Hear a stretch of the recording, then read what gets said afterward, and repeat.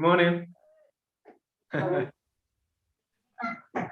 We just finished our cup-based worship and we're just getting ready. Okay, no rush. I just wanted to check in. I'll go get my coffee. I just want to make sure we have the video working.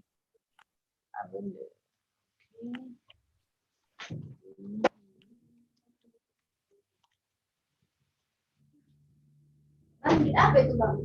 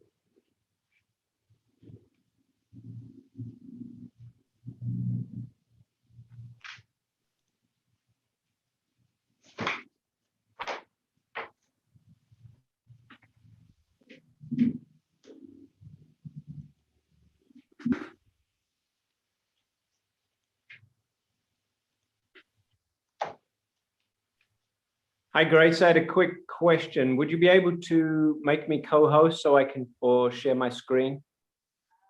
Yes. I say allow multiple share. How do you make co-host? You go to participants. Oh, yeah. I saw it. Okay.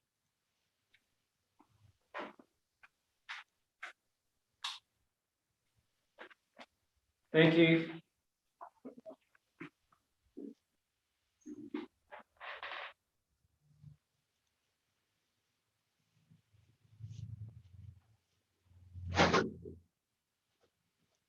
Genesis 1.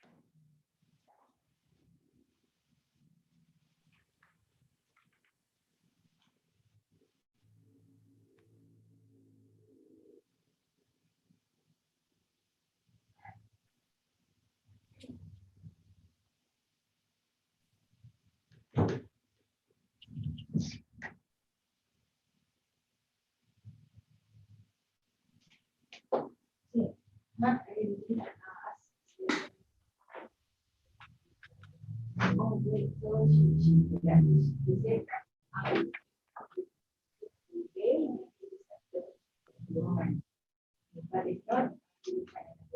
Thank you so much. Because he works in the morning, man. Yeah.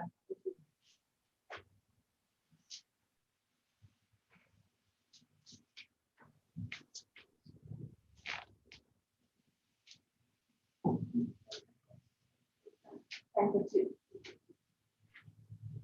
Not Pentecost, no, different. Yeah.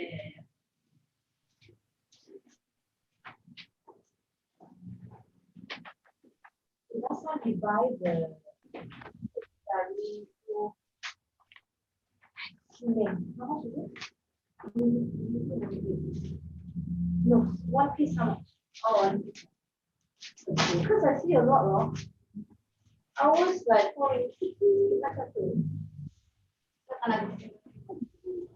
ya, tapi dia kuning-kuning macam ini macam so small.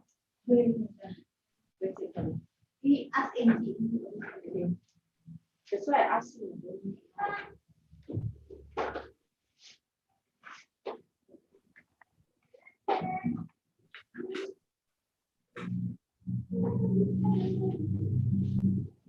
Wah, cantik oh your timeline.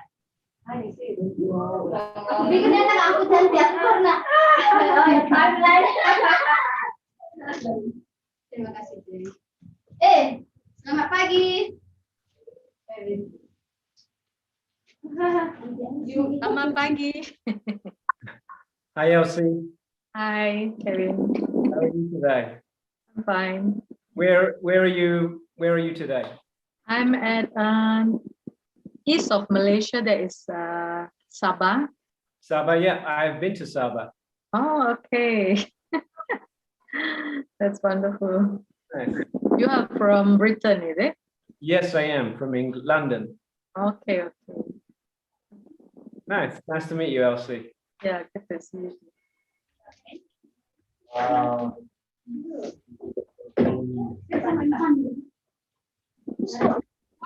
My phone is so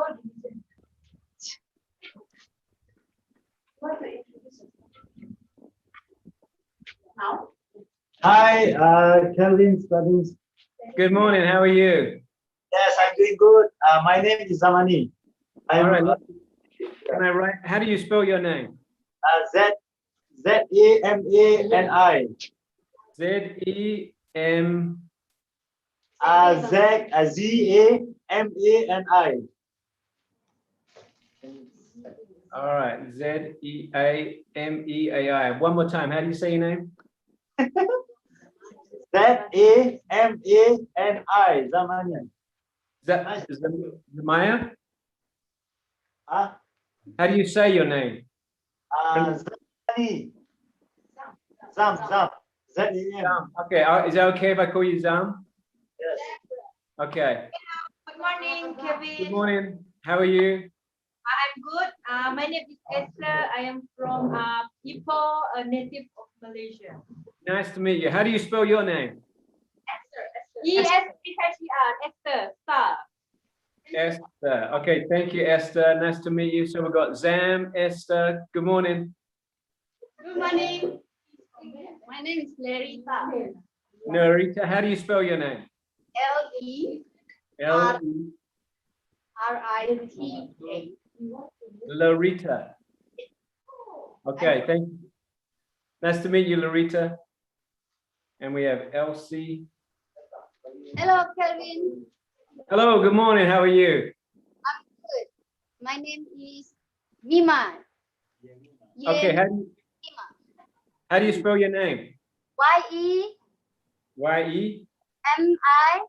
Y-E-M-I. M-A. Yemima? Yeah, can. Okay. Do you like being called Yemima or do you like me to call you something else? Mima also can. Ema. Okay. Mima. Ema. All right. Who else? Did I get everyone? Angie, you are so smart. Angie, and I am Chinese, Indonesian. Nice to meet you. Nice to meet you, Angie. Is that everyone?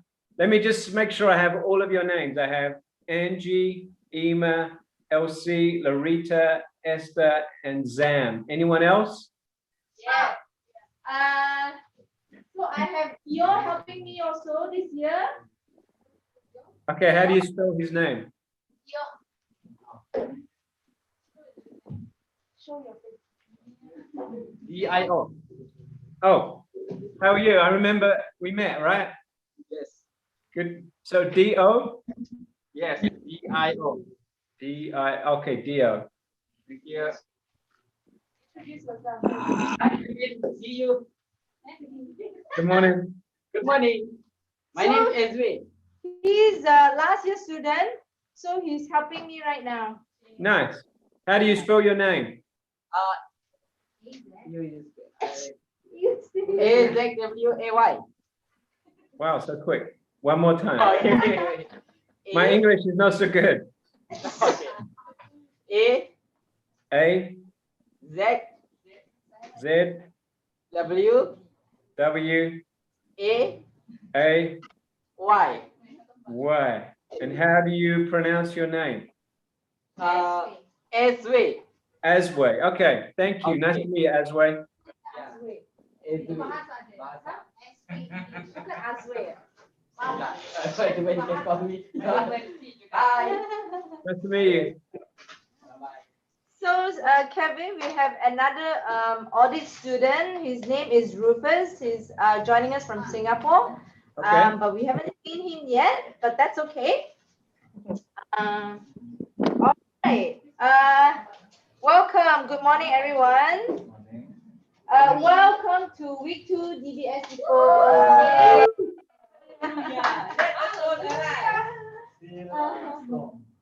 Kevin is calling from Penang.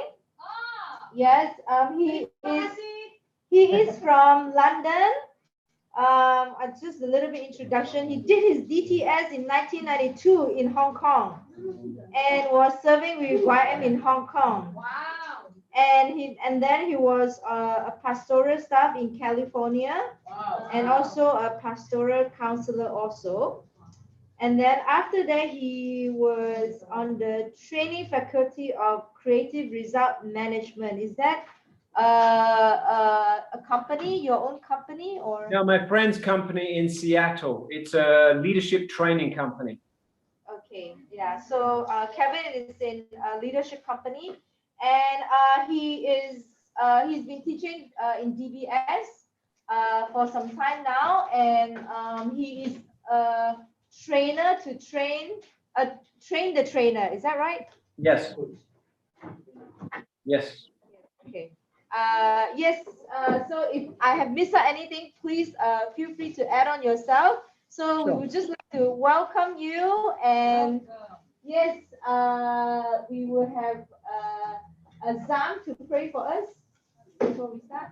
Yeah, let's pray. Thanks, Okay. Thank you, Jesus, for this morning, Lord, and we have a great time and with Kelvin and the rest of the students, Lord Jesus, that we want to pray that by the Holy Spirit come and speak through him, Lord Jesus, and to us, and also, Lord, as we want to love more your words and desire, Lord, and more hunger, Lord Jesus. Thank you, Jesus, for this time. We pray in Jesus' name. Amen. Amen. Thank you, Sam. All right. All to you, Kevin. Thank you, Grace. I am so excited to be with you in Ipoh. I wish I could be with you in person, but hopefully, maybe next year I can come to Ipoh. My wife and I, Yes. we love Malaysia. We have been in Malaysia for 1 year. We came last March, and so we have been in Malaysia in Penang for 1 year. My wife is from California, and she would love to meet you too. So maybe next year she will come to Ipoh. We heard that there's really good food in Ipoh, so we are looking forward to coming to Ipoh. Yes. So let me tell you a little bit of my story. Thank you, Grace, for the introduction. It's been a great privilege to be a follower of Jesus and to live in Asia. I've lived in Asia for over 20 years. And the challenge that I have had as a follower of Jesus is the Bible is really difficult to understand. That's what I experienced, particularly the Old Testament. I had been a follower of Jesus and I was trying to read the Old Testament, and it was really difficult. So this is what I did, and I don't encourage you to do this. I stopped reading the Old Testament because I just didn't understand it. And it seemed like in the Old Testament, God was really angry, but in the New Testament, God was kind. And so I was confused because it seemed like Did God change? Why does it seem to be a difference between the Old Testament God and the New Testament? So I stopped reading the Old Testament. But then one day I was reading in the gospel, and I'm going to share my screen because this is an important part of my story.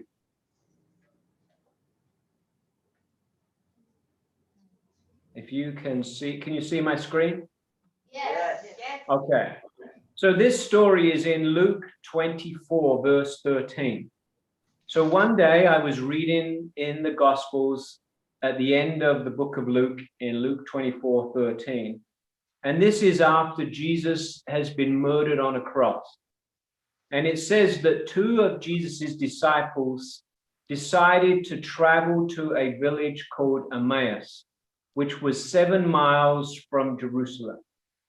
So here's what happened. These two disciples, we don't know their names. They had been following Jesus, but they'd seen Jesus, their leader, killed on a Roman cross. So they decided to go home. So they were walking home sad. It says in Luke 24 that they were sad and discouraged because they're thinking it's all over. Their leader has been murdered on a cross. They thought Jesus was the Messiah, but he is dead. And so they give up and say, let's go home. So they walk 7 miles from Jerusalem to their home in Emmaus. Then it says in verse 15, while they talked, that Jesus drew near and went with them. So suddenly these two disciples that are walking home to Jerusalem, to Emmaus, Jesus appears alongside them. But it says that their eyes were kept from recognizing him. In other words, this Jesus, this person, they didn't even recognize the stranger. And so they continue their conversation. And then in verse 25 to 27, Jesus says to them, listen to these words, O foolish ones and slow of heart to believe in all that the prophets have spoken. Ought not the Christ to have suffered these things and entered into his glory? And beginning at Moses and the prophets, he expounded to them in all the scriptures the things concerning himself. These words changed my whole view of the Bible. Let me say that again. This verse changed my whole view of the Bible. Because look at what Jesus says. It says, and beginning at Moses and all the prophets, he expounded to them in all the scriptures the things concerning himself. In other words, Jesus is teaching these two disciples, and he's teaching them from the books of Moses, the books that we're going to learn this week. And what is he teaching them? He's teaching them about himself. So Jesus is telling these two disciples that in the books of Moses, we can find out about the Christ. And in the books of the prophets, we can find out about the Messiah, the Christ. When I read this, I realized I need to start reading the Old Testament, because according to Jesus, Jesus is in the books of Moses and Jesus is in the books of prophets. But no one taught me that you could find Jesus in the books of Moses. I just thought it was a bunch of old stories that had nothing to do with me as a follower of Jesus. But here in Luke 24, we read that the books of Moses and the books of the prophets are about Jesus. And that's what I want us to learn together this week, that you can find Jesus in the books of Moses. In fact, already last week in Genesis 3 is the first time you discover that God will send a Messiah. So I started to read the Old Testament again, and I love it. It's the reason I love to teach Pentateuch.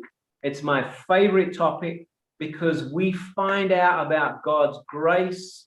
We find out about Jesus or the Christ in the books of Moses. So that's what we're going to look at this week. Then in the same story, it says this in Luke 24, verse 30. Jesus sat down with them, he broke bread, and their eyes were opened. And they said, did not our hearts burn within us while he talked with us on the road and while he opened the scriptures to us?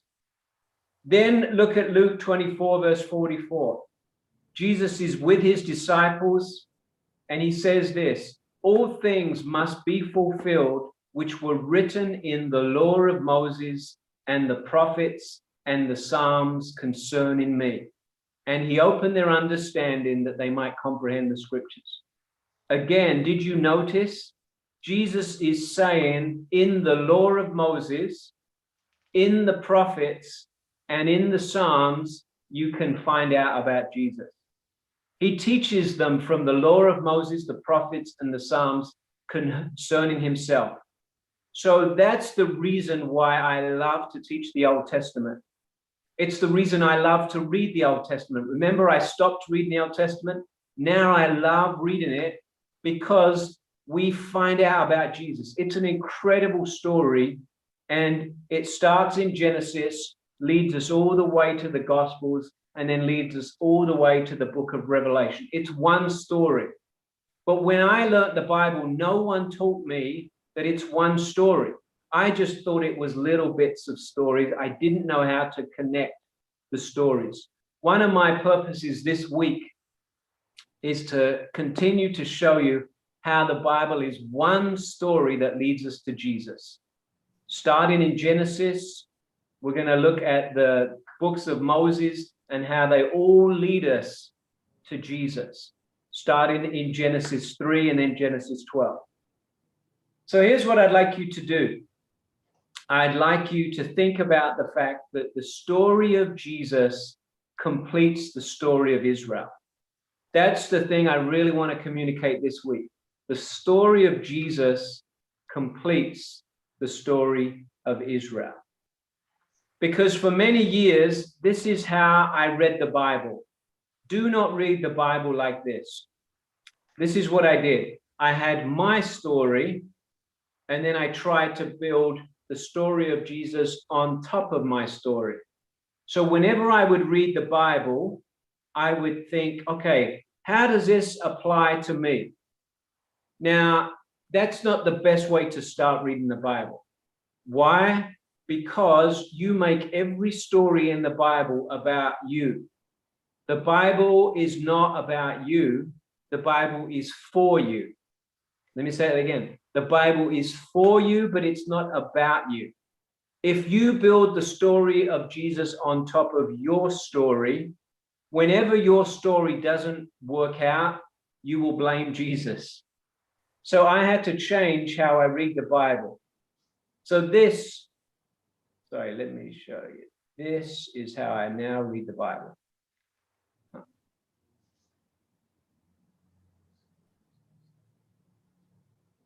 This is how I now read the Bible.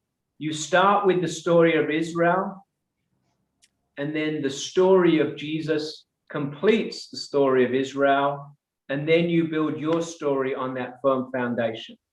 That's the way to read our Bibles, which is why I think DBS is a very good school, because it starts with the story of Israel, and this week we will learn about the story of Israel.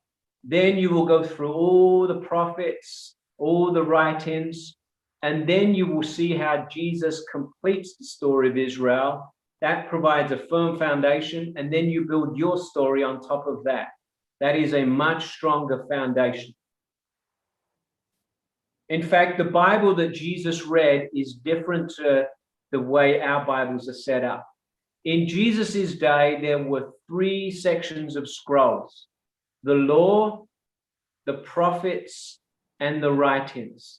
It's called the Tanakh for short. Torah, Nevi'im, and Ketuvim. These are Hebrew words.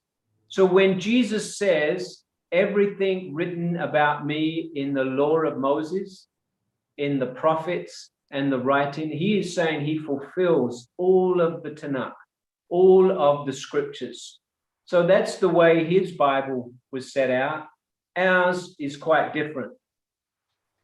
We have, just to review, we have 66 books in our Bible, 39 books in the Old Testament, and 27 books in the New Testament. The word Bible does not appear in the Bible. So it's a word that means books or collection of books, but the word Bible does not appear in our Bibles. The phrase that Jesus uses most is the writings or the scriptures, and his followers use the same phrase. So when you read the scriptures, they're talking about the Old Testament. They're not talking about the New Testament. When you read Jesus saying, in the scriptures it says, he's referring to the 39 books of the Old Testament. So my style of teaching is I like to pause every few minutes to give you time to think. And so I'm going to give you a moment to think, what did you learn so far? And then I'm going to ask you, I'm going to actually invite you to talk with me and share what you learned. So I'm going to give you 1 minute to think, and then I'd like to ask you, what did you learn so far?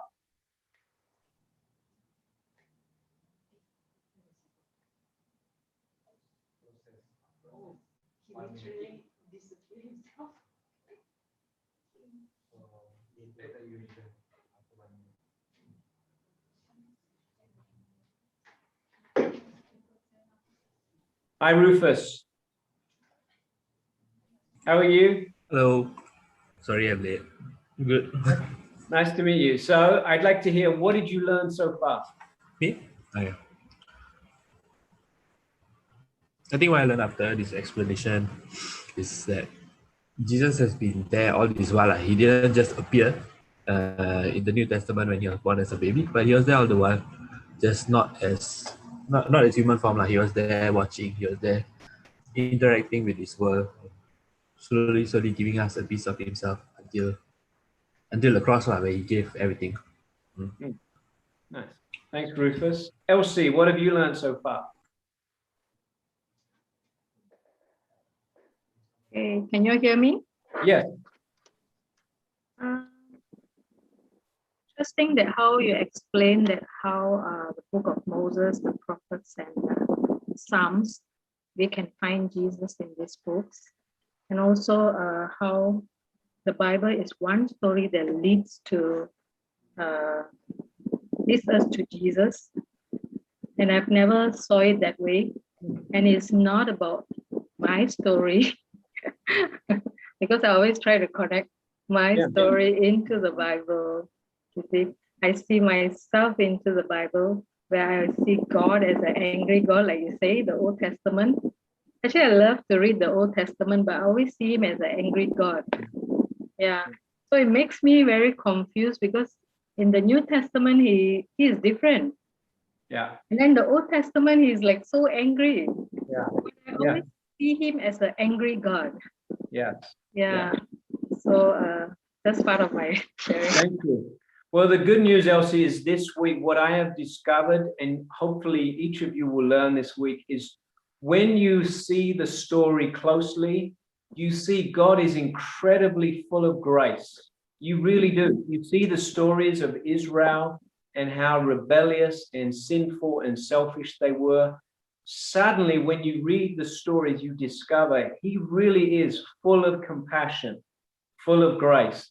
So I hope this week, as we read the stories together, we will discover in the Old Testament, in the books of Moses, that there is so much grace. So he hasn't changed, but we often just see the judgment. We don't see the grace. Thank you, Elsie. All right, I'm going to ask Lorita. So Lorita, what have you learned so far? So I learned about the foundation, how to read the Bible. It's start from the story of the Israel and Jesus in my story. So Very nice.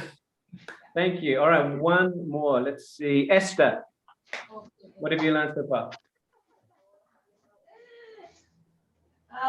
For me, what I've learned so far is just now when you mentioned before this you don't really like about you don't really like Old Testament because you say that God is an angry God. So I like got me thinking, because I never looked that way. So I like rethink about the Old Testament story. Actually makes sense also. Like if you see the Old Testament, why God angry to the people? Like, but even though I don't think that way lah, but like got me thinking. And for so far I've learned is like to in love with New Testament, you also need to be in love with the Old Testament, because both story are. Very good. Thank you. Excellent. Yes. Well, this is good. Let's continue our journey.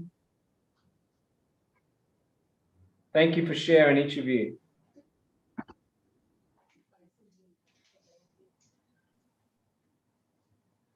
So let's review where you have come so far. So there are 39 books in the Old Testament, and our Old Testament is divided into 4 sections.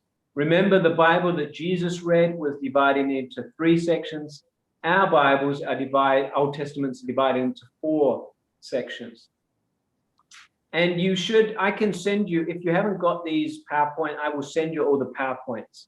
So this PowerPoint I will make available in the Google Classroom, or I'll send it to Grace. So those of you, I appreciate you taking pictures. Feel free to take pictures, but I also want to encourage you that I will send you these slides. So the first section is the law, and that's what we're going to look at this week. It's called in Hebrew, the Torah, or in Greek, the Pentateuch.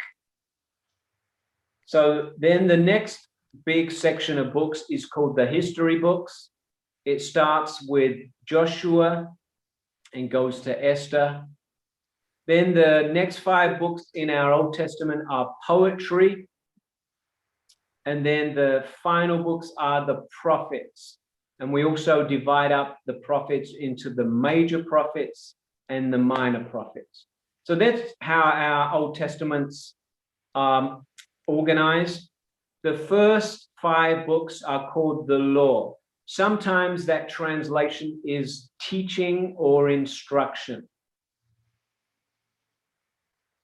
And 4 of the 5 books contain the laws, which is why these are some of the most difficult books to read. I love them, but I understand they can be really confusing because they are filled with laws that don't relate to our life. And we find them confusing because they're instructions to the people of Israel how they should live in their communities. Because one of the themes that you will learn this week is this is like Israel's DTS. God wants to shape his people. He wants to create them to become a kingdom of priests, to represent him to all the other nations. And so the way he does that is he does 1 year DTS.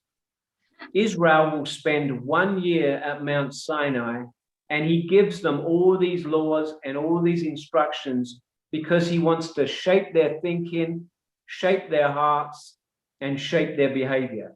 It's like Israel's DTS so that they can show all the other nations how good and holy and loving God is.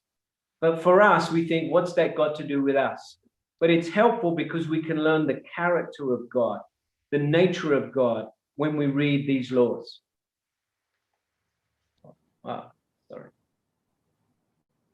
So the first 5 books are also called the Pentateuch. Penta is the Greek word for 5, and Tuch means vessels or scrolls. So Pentateuch means 5 scrolls or 5 vessels. That's where we get the Greek word Pentateuch. Let me give you an overview of where we will go this week. The 4 books that we will look at are Exodus, Leviticus, Numbers, and Deuteronomy. And we will look at the covenants. This is one of the most important themes throughout the whole Bible, is the covenants. And to be honest, no one ever taught me the covenants. And I realized the reason I didn't understand so much of the Old Testament is I didn't know the covenants. So here's a quick question. It's okay if you don't know the answer, because I didn't know the answer. I'd like you to hold up your fingers. How many covenants are there that God makes in the Bible? Okay, so if you think there's 3, go like this, 5, 7, 6. How many covenants? Hold up your hands. I don't see you in the front row. It's okay if you don't know. Okay, I see 6. I see some people say 7, 7, 2, 3. Okay, it is 5. There are 5 covenants, and we will learn the 5 covenants in the Bible that God makes with his people. I didn't know that. And so when Jesus talks about the new covenant, which is one of the covenants, it didn't make sense to me until I learned the 4 other covenants. So in the Old Testament, there are 4 covenants. In the New Testament, there is 1 covenant. The word testament means covenant. Let me say that again. I didn't even realize the word testament actually means covenant. So really you could call it, we read the old covenant and the new covenant. That's what our word testament means. We're going to look at the tabernacle. This is a very important principle or theme that we see in the Old Testament, because God wants to dwell amongst his people. And the way he does that in the Old Testament is through the tabernacle. In fact, when Jesus arrives, he is called the tabernacle. And he's even called the temple because he dwells among us. But in the Old Testament, God lovingly wants to dwell amongst his people. So he gives them a way for them to live in his presence. And that's called the tabernacle. We will look at that. We'll also look at the life of Moses. Moses is the most important prophet in the Old Testament. Moses is a prophet, he's a priest, and he's also called a king. And so he is a foreshadow of Jesus. So we're going to look at the life of Moses. We'll also look at holiness. What does holiness mean? We will look at the laws. There are 613 laws in the books of Moses.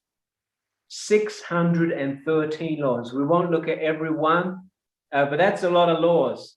Why does God give Israel so many laws? Like I said earlier, it's because it was like Israel's DTS. He wanted to shape them.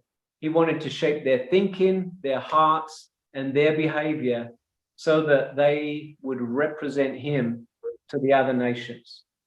We will also look at God's redemptive plan. God's redemptive plan starts in Genesis. Actually, in Genesis 12. You learned it last week. We will review God's redemptive plan in Genesis, and we will see how he continues his redemptive plan through Exodus, Leviticus, Numbers, and Deuteronomy. So that's what we're going to look at. What I would like you to take 2 minutes is to just write down, what do you want to learn this week about the first 5 books of the Bible? I really want to help you learn. This week is not about me. This week is about you. So I want to give you 2 minutes just to write down what you want to learn. And then I will ask each of you what you want to learn. So you have 2 minutes.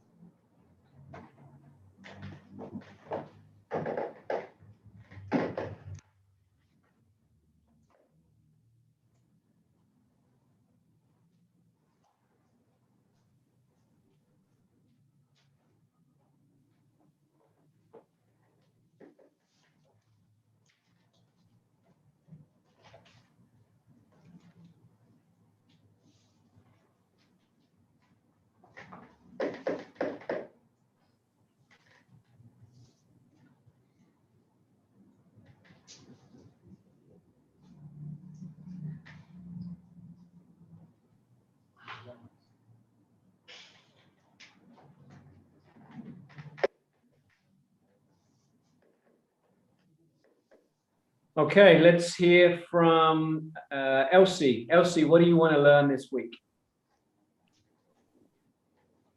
I want to discover Jesus in these books that you are teaching, and also to have a deeper understanding of God's character in these books. Nice. Thank you, Elsie. And Yemima, what do you want to learn this week? I don't know, whatever I want, I learn, I will learn. Okay, you're very open. And Angie, what do you want to learn this week? To know God's heart behind the laws. How does it connect it back to Jesus? And for me as a follower of Christ, what and how do I apply it in my life? And just revelation. Very nice. Thank you, Angie. And let's go with Zam. Yes, for me, throughout these 5 books, I want to learn what hearts behind this law and through how to do. And also, one more thing I want to learn about the historical background of this 5 books. The historical background, is that what you said? Yes. Very good. All right, who else have we got? Who have we not heard from? Esther, Elsie, Mama, Angie, Larita. Maybe we'll go to Larita. What do you want to learn?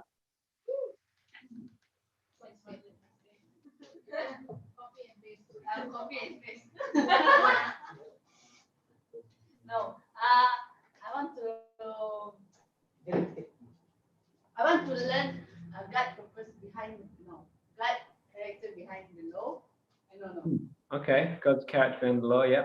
I want to know God character behind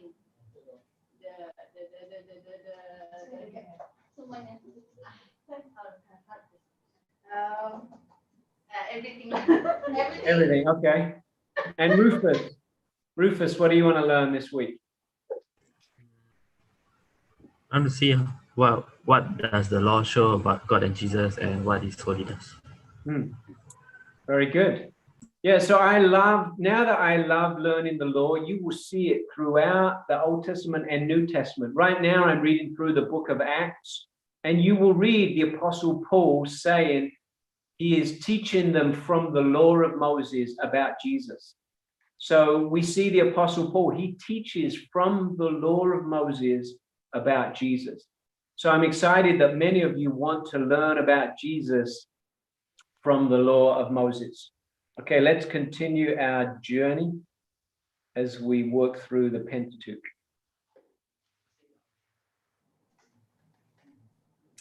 So let's give a bit of geography about the stories that we're going to read this week. These stories don't take place in Mars or on another planet. These stories, it's important for us to remember, they took place on this earth that we walk on. I know that's obvious, but sometimes we forget that. And a very specific part of the earth. The stories that we're going to read this week are between 3 continents. The intersection between Asia, where we are living, between Europe, where I'm from, and between Africa. Isn't it interesting that God chose a very strategic place on planet Earth for these stories to happen? This part of the world is called Mesopotamia. This is where the stories of the Bible, the events of the Bible will take place. And it's where early civilization history shows began, is in this part of the world. Does anyone know what Mesopotamia means? It's a big word. You get bonus points. If you know what Mesopotamia means, I'll give you extra points.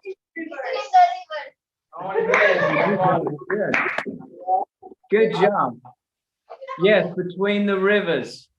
So look at the map. There are 2 rivers, and these are actually in Genesis 2. You can read about 4 rivers, but there are 2 main rivers, the Tigris and the Euphrates.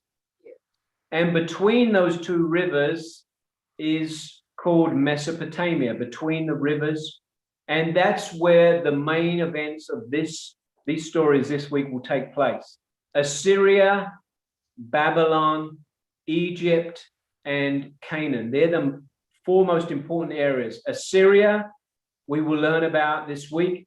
Babylon, Egypt, and Canaan. They're the four main places we need to learn. So there are three rivers you need to remember to help you: the Tigris, the Euphrates, and the River Jordan. All the events, the main events of the Bible, take place around these three rivers: Tigris, Euphrates, and the Jordan. Okay, let's keep going. I want to just review from last week. I know you did Genesis last week, but I want to do a quick review, play a game, and also teach you some, or give to you some helpful resources.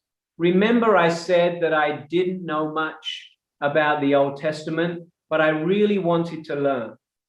And so I want to give you three tools that I use to learn the Bible. I have not gone to Bible college.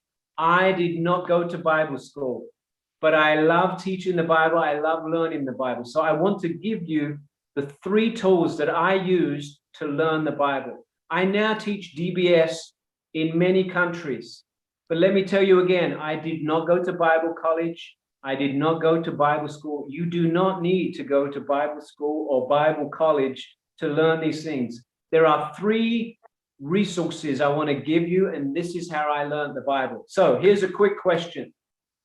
In the beginning, God created the heaven and the earth.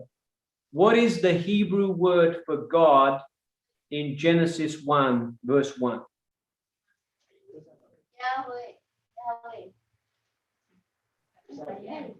I heard Yahweh. Thank you for your answer, but that is not correct. It's not Yahweh.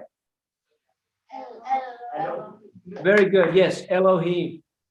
So this is why the tool, let me show you my first tool that I want to show you, called the Blue Letter Bible. If you go to the blueletterbible.org, and you can see the web address right there. So write down blueletterbible.org. Okay. Thank you.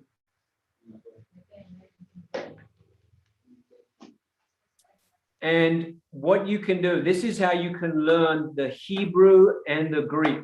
So when I teach, I've had many students say to me, wow, where did you learn Hebrew and Greek? Did you study Hebrew and Greek? No, I didn't study Hebrew and Greek, but I learned Hebrew and Greek from blueletterbible.org, and I want to show you how to do it. So I asked you, what is the Hebrew word for God in Genesis 1, verse 1? Type in, when you go to blueletterbible.org, Genesis 1, verse 1, hit go, and then right here, see where it has the blue? When you click on that, it will bring you this screen. And if you see there, it has the Hebrew word for God, Elohim. You can learn the Hebrew word. I find it very helpful to know the Hebrew words. There is a lot we can learn from the Old Testament by knowing the Hebrew words. For example, the difference between Yahweh and Elohim. Later in the Bible, we will learn that God's name is Yahweh, but it's not until we get to the book of Exodus that we learn the word Yahweh. Before we get to Exodus, God is known as Elohim, and that means a God. We don't know his name. When God first reveals himself at the beginning of the book, we don't yet know his name. But the Bible is an ongoing revelation of who God is. When we come to Moses, God tells Moses his name, and he says, my name is Yahweh. Then when you look at the Hebrew, it will say Yahweh. But before Moses, we don't know God's name. So that's just the first tool I want to give you is blueletterbible.org. I use it regularly when I want to find out what is the Greek word for this, or what is the Hebrew word. I go to blueletterbible.org. I type in the scripture verse, then I click on the verse, and it will bring up the Greek or the Hebrew. We know that the Old Testament was written in Hebrew and Aramaic, and the New Testament was written mainly in Greek. So Elohim is sometimes translated as gods, sometimes translated God with a capital G, but Elohim is not God's name, it's a title. So, for example, you might call me Mr. Kevin. You don't have to, you can call me Kevin, but some people might call me Mr. Kevin. Mr. is a title, it's not my name. My name is Kevin. Mr. is a title. It's the same with Elohim. Elohim is not God's name, it's a title, like Mr. So that's one tool that I find really helpful is blueletterbible.org. Let's do one more. What is the Hebrew word for man in Genesis 1 verse 27? Because it says God created man in his own image. What is the Hebrew word for man?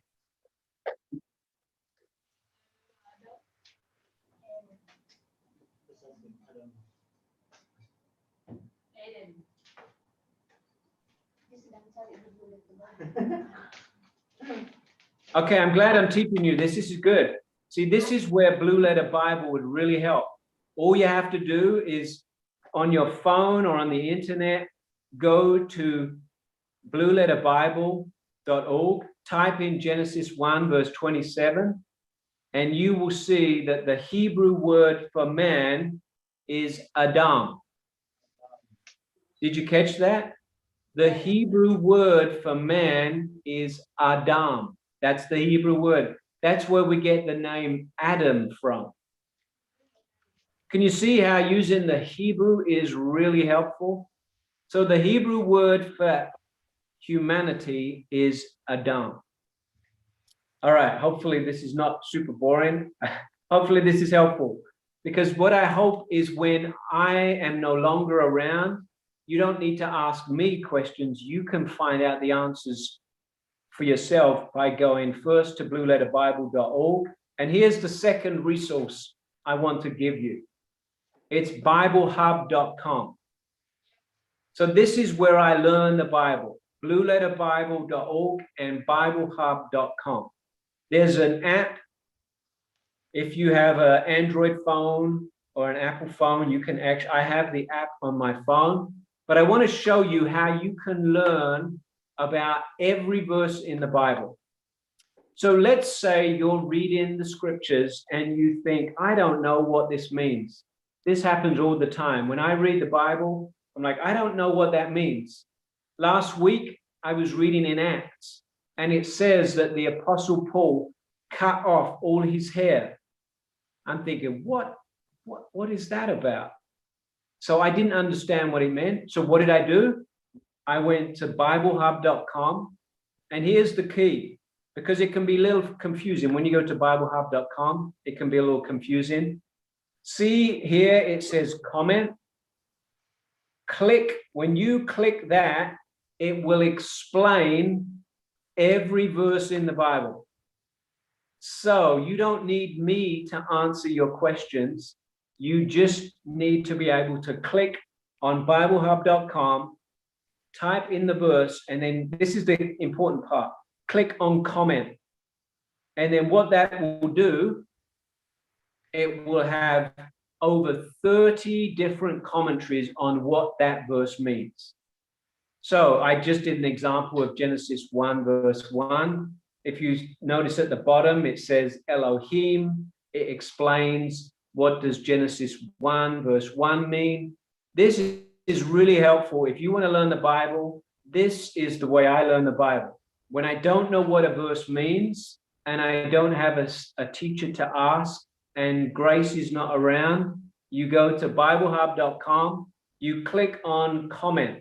That's the important point, is click on comment, and that will explain what the verse means. All right, one more resource and then we will take a break. This week, you will also be watching Bible Project videos. So I also have given you the printout of these posters. This is how you can learn the story of every book. And I use these all the time. This is how I learned the story of each book. Really, every important person in the book, every important event of the book, and the major themes, they're all in one place on this poster. The Bible is overwhelming, but when you learn these posters, this is actually the essentials of every book. So this is how I learn, and this is how I will teach you this week. So I will be giving you quizzes this week, learning games, and all the answers. Here's the key. All the answers to the questions I ask you are on these posters. So if you learn these posters, you will know all the answers to the questions I give you. Are you ready? I'm going to do our first example. 1 second here. And then we will take a break. Does everyone see this screen? Okay. So this is the game that we will play every day, and we might play it a few times. Later we will get into teams, but today this is just a quick practice because you've already done Genesis. So here are the questions. You get 100 points for this question, 200 points for this question. You can do this in pairs. If you're in the classroom, you can get the answer together. Okay, so here's your first question. What is the Hebrew word for humans? That's an easy one. Adam. Adam, yes. You just got 100 points. See how easy this game is? All right, here's your next question. And by the way, if you want to know, on the poster of Genesis, right there, it says Hebrew Adam. All the answers to the questions are on these posters. I know you don't have the Genesis poster, but I just wanted to let you know that all the answers are on the poster. Okay, second question for 200 points. What are the two trees that are described in the Garden of Eden? Tree of life and tree of life. Tree of life and tree of life. All right, so again, on the poster, you will see two trees. One says the tree of life. The other one says the tree of the knowledge of good and evil. So you guys are doing good. 300 points. What does the name Israel mean? What does the name Israel mean? People. God. God is with them. God multiply. Okay. The answer is actually right here on the poster in Genesis 32. Israel means wrestles with God. Remember that Jacob wrestled with God and says, I won't let you go until you bless me. So he says, I won't let you go until you bless me. God blesses him and says, your name will now be Israel. That's when Jacob's name is changed to Israel, and Israel means wrestles with God. And again, you can see the answer right here in Genesis 32. It's all on the poster. That's the key this week. When I give you a quiz, all the answers are on the poster. All right, two more, then we'll take a break. What was the sign of the covenant with Abraham? Rainbow. I heard rainbow, I heard stars. None of those are correct.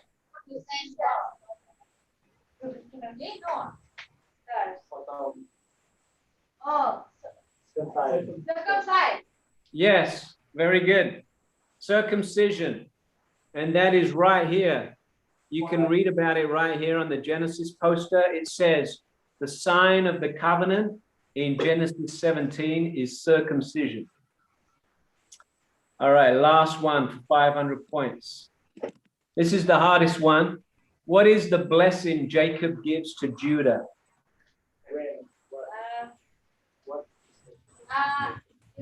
Dia akan jadi nation.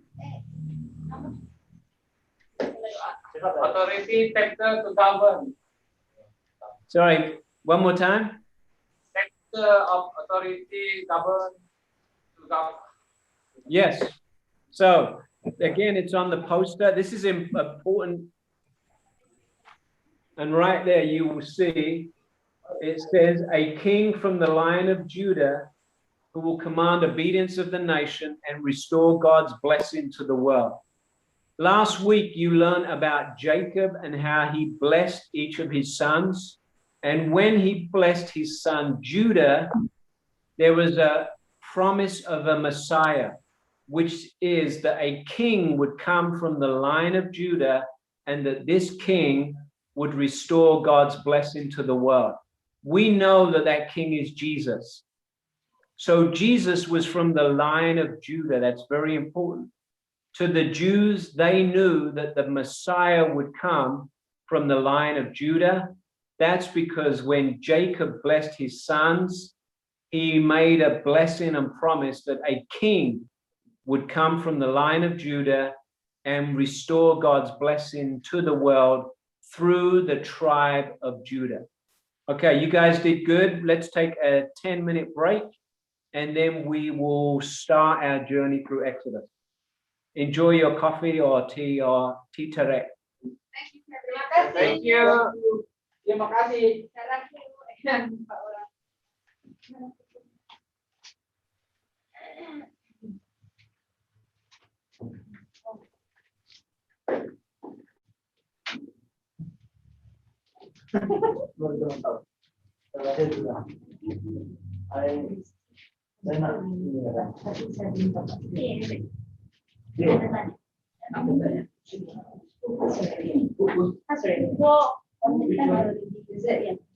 Oh, itu timernya.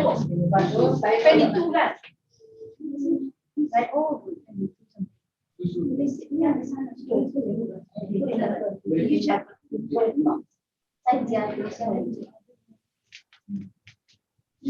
you write to me how much you need to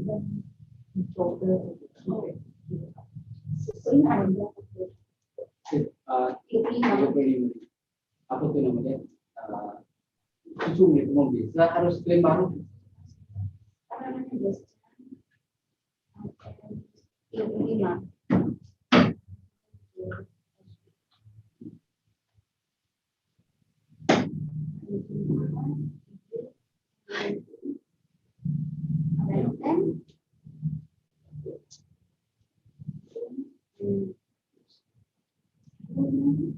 Mereka habisan susu. Keperan lagi. Maksudnya susu itu yang biasa Brazil. Oh, yang tin. Yang tin itu. Yang tin macam.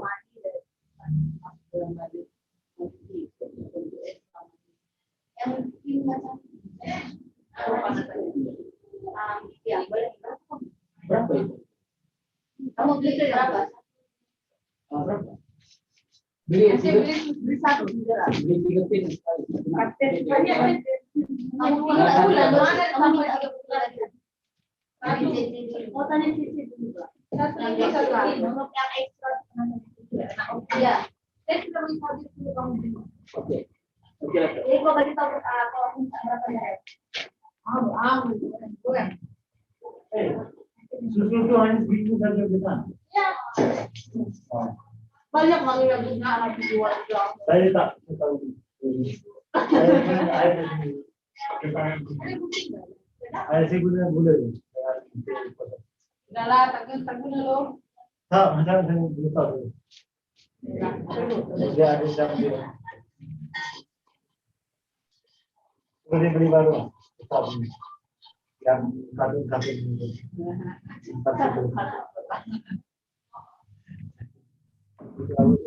Tuhan jadi kejadian ada baru susu itu.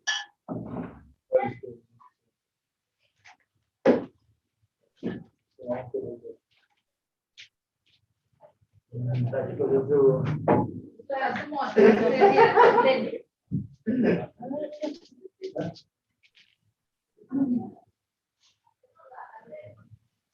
Ini bagus sebab kalau tanya drafting kita tak tidur tapi walaupun kita tembak-tembak tapi sebenarnya sesuatu.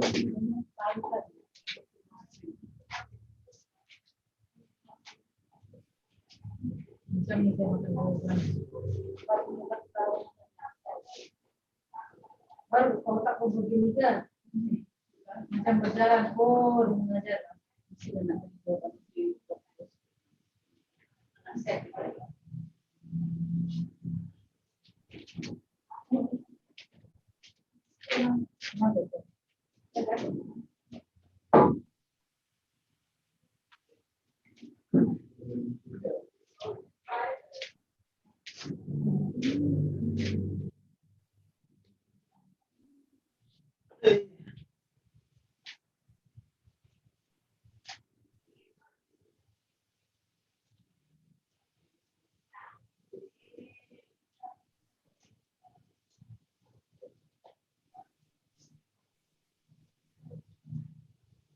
Itu bulat dengan bulat. Ada not sugar. Ada sugar sendiri.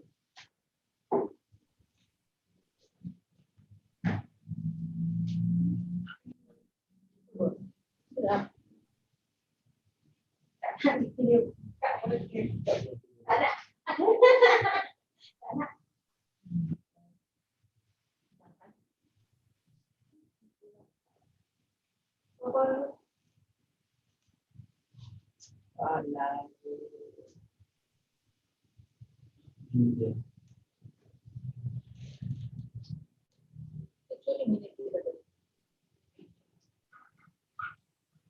Wow.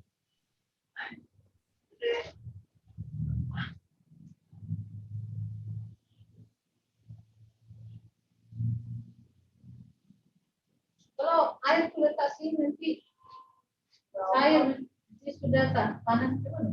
Pula.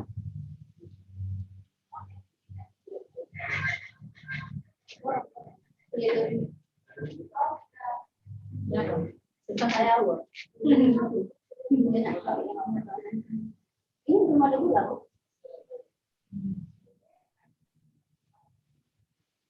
Oh, kamu suka yang tak ada gula? Tak apa. Aku tak gula.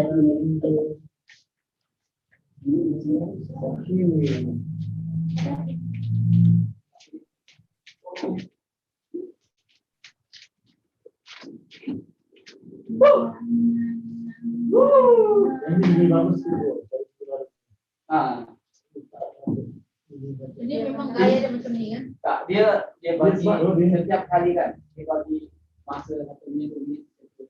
Belajar, dia tanya. Itu macam pembuat dulu. Oh no, I have to be active. Tapi dia punya pengajaran Akan berlari. Lesson gula habis juga. Memang tidak kena beli gula lah. Grace. Grace. Yes. Grace. I saw my Gmail. There's, that the picture that he was showing just now about Genesis. It's not there. Yeah, he only sent it to me yesterday night. So I'll just forward to you, but it's actually available online. What about the other slides? So we can get it also, is it? Yeah, he haven't sent it to me. Okay. Yeah. Thanks. Yeah.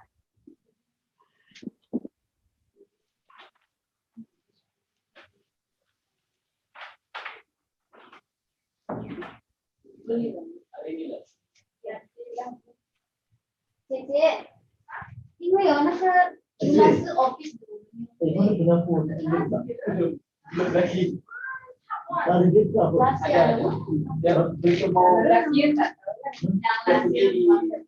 nanti selepas hari ini belum lagi lah. Di besok kau benar itu. Hidung minggu rehat. Mengcip dengan saya. Dia tak minum pun nanti dia cakap lah juga. Orang lain. Ah, betul. 1 minute. Panas ni bos.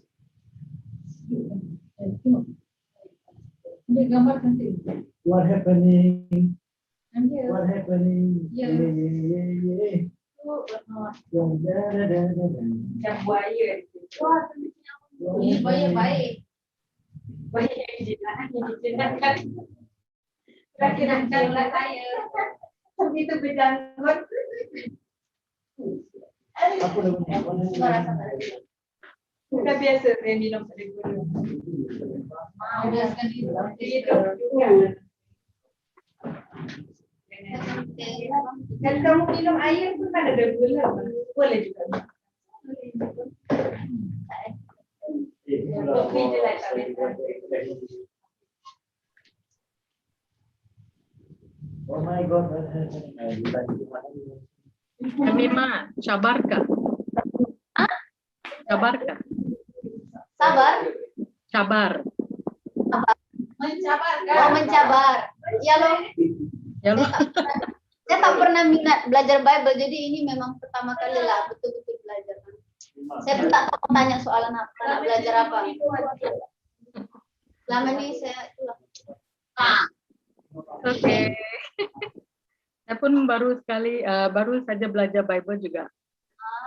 Sama-sama lah kita. Sama-sama kita belajar lah. Iya. Visitor.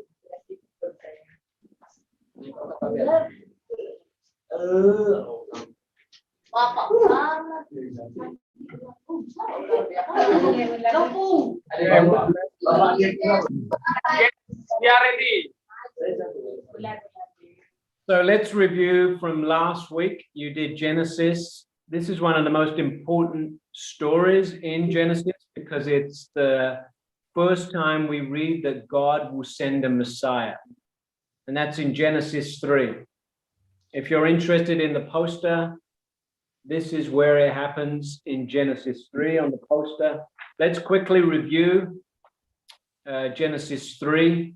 There's a creature that is in rebellion against God. And he says to Adam and Eve that they won't die and that they'll become like God. Sadly, we know that Adam and Eve believed the snake and they didn't trust God's definition of good and evil, but they took things into their own hands. So that's an important principle. You either trust God or you take control. Adam and Eve, they could have trusted God's definition of good and evil, but instead they took control and they wanted to decide what good and evil was for themselves. And so the consequence of that is that they were exiled from God's presence. They were sent east. And then during that time, God makes this important promise, and this is where we learn about the Messiah. God says that a descendant from the woman will crush the head of the snake. That's very important. A descendant of the woman would defeat evil. But at the same time, we read that the snake will bite the heel of the descendant of the woman. In other words, the snake would be destroyed, which means evil will be destroyed. However, the descendant of the woman will also suffer a wound. Now, we know when we get to the New Testament that Jesus fulfills that promise in Genesis 3. So here we are already, we're only 3 chapters into the books of Moses, and we read about the Christ, the Messiah, that a descendant of the woman would defeat evil, crush the head of the snake, but the snake would bite the heel. And we know Jesus suffered on the cross. Jesus suffered a fatal wound and died on the cross. but it was at the cross when he was defeated that actually he was victorious. He was a wounded victor. He was a wounded, victorious king who crushed the head of the snake. So that's an important verse for us to remember. Genesis 3, verse 15. Then let's just review the Tower of Babel. You know the story in Genesis 11, that they wanted to make a name for themselves. They say, let's make a name for ourselves. They were filled with pride. They wanted to exalt themselves to the place of God. So they built a tower. So here's a quick question. Where was Abraham born? You can hold up your hands. 1, if you think it was Haran. 2, if you think it's Ur. 3, Damascus. 4, Egypt. Okay. Yes, I think you all look like you're correct. He was born in Ur. Do you notice where Ur is? It's in Babylon. Oh, yeah. Here's an important principle. The problem in Genesis 11, God provides the solution through a man who lives in Babylon. Abram came from the area of the Tower of Babel. Another quick history or geography question is, where is Babylon located today? Number 1, Iraq. 2, Turkey. 3, Iran. 4, Egypt. Yes, you guys are smart. It's number 1, Iraq. So today, Babylon on the map is in the area of Iraq, and that's where Abram was born. Abram, whose name would be changed to Abraham, he was born in the same area where the Tower of Babel was built. And this is the next big promise that we read in Genesis 12, verse 1 to 3. God says to Abram, go from your country, your people, to the land I will show you. I will make you into a great nation. I will bless you. I will make your name great, and you will be a blessing. This is an important promise that God makes to Abraham because it affects you and I. This is when Malaysia appears in the Bible for the first time, because God says to Abram, through you and your family, all the nations on earth are going to find blessing. That's why Ipoh is blessed today. That's why my country is blessed, because through Abraham's family, every nation will find its blessing. That's the gospel in Genesis 12. In fact, the Apostle Paul, he says that the gospel first appeared in Genesis 12. Let me find that for you.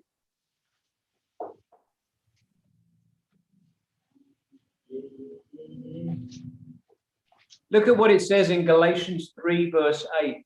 This is Paul speaking. Scripture foresaw that God would justify the Gentiles by faith, that's you and me, and announce the gospel in advance to Abraham. All nations will be blessed through you. We're still in the Old Testament. We're only 12 chapters into Genesis, and the gospel is announced in Genesis 12.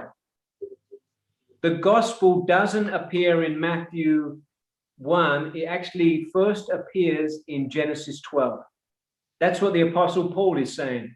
The gospel was announced to Abraham because God says to Abraham, through you, every nation on earth will be blessed. Malaysia, Hong Kong, China, Nepal, Singapore, America, England, all nations will be blessed through Abraham. That's why it's exciting to know the story of Israel leads to the story of Jesus. Because in Genesis 12 is where the gospel is first announced.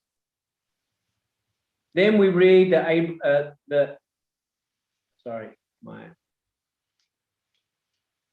Then we read that God speaks to Abraham and he repeats the promise to to his son Isaac.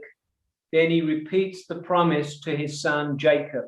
So there are three important people you need to know: Abraham, Isaac, and Jacob. Because we read about the God of Abraham, the God of Isaac, and the God of Jacob. Or in Hebrew, the Elohim of Abraham, the Elohim of Isaac, the Elohim of Jacob. Our God, the God that you spoke to this morning, the God that you pray to today, the God that I pray to today, he is the God of Abraham, the God of Isaac, and the God of Jacob. It's not a different God. It's the same God of Abraham, Isaac, and Jacob. It's the God of our fathers. And then we see that Jacob's name was changed to Israel. What does Israel mean? Vessel of God. Yes. So Jacob wrestled with God and his name was changed to Israel. And then Jacob had 12 sons. And these 12 sons of Jacob will become the 12 tribes of Israel. And you see on the screen the 12 tribes of Israel. Which tribe will the Messiah come from? Lion, Karen juga. Judah. Yes. Number 4, Judah. Remember, God made a promise to Jacob in Genesis 49 and said that a king would come from the line of Judah. So now we know in Genesis 3, God will send a snake crusher who will defeat evil. In Genesis 12, we know that all nations will be blessed through Abraham's family. And now in Genesis 49, we know that God will send a king from the line of Judah. Already we are seeing the promise of Jesus in just the first book of the Bible. God's going to bless the nations through the tribe of Judah. One of the sons, we learned it last week, and this is important to understand how we get to Egypt. One of the sons was Joseph. Joseph's brothers hated him. They sold him into slavery. He was imprisoned, but God was with Joseph. And the story is that Joseph goes down to Egypt as a slave. And then eventually God blesses Joseph, and Joseph and his brothers are reunited in Egypt. And at the end of the book of Genesis, we read that even though Joseph's brothers had planned for evil, God planned it for good to save many lives. There's a great principle at the end of Genesis. Even when bad things happen, God is able to turn it around for good and bring blessing to people. Let me say that again. Even when the enemy plans things for evil, like in Genesis and Joseph and his family, God is able to turn things around and bring good from evil. That's how we get to the story of Egypt and the tribes being slaves in Egypt. Let me.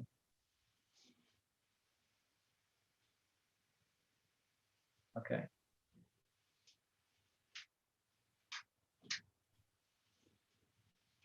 Maybe I will pause there because I said a lot. Let me ask Elsie. Elsie, what have you learned so far from Genesis?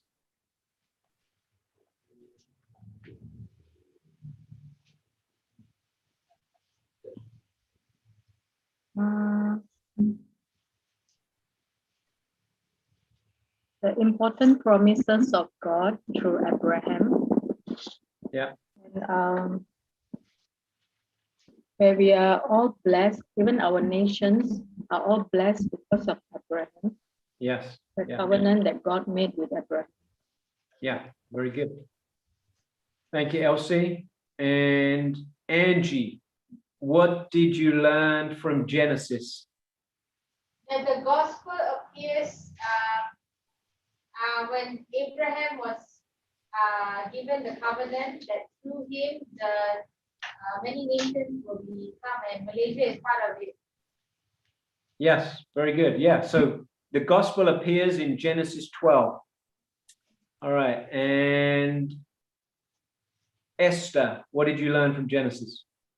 I learned that even though Adam and Eve have sinned, but God still want to redeem people and call people and make covenant with since Noah and Abraham and until today.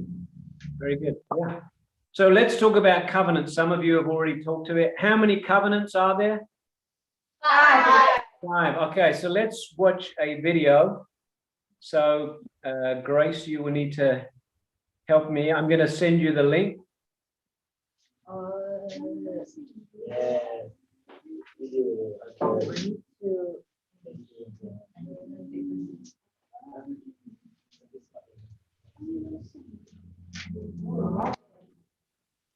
Of having a personal relationship.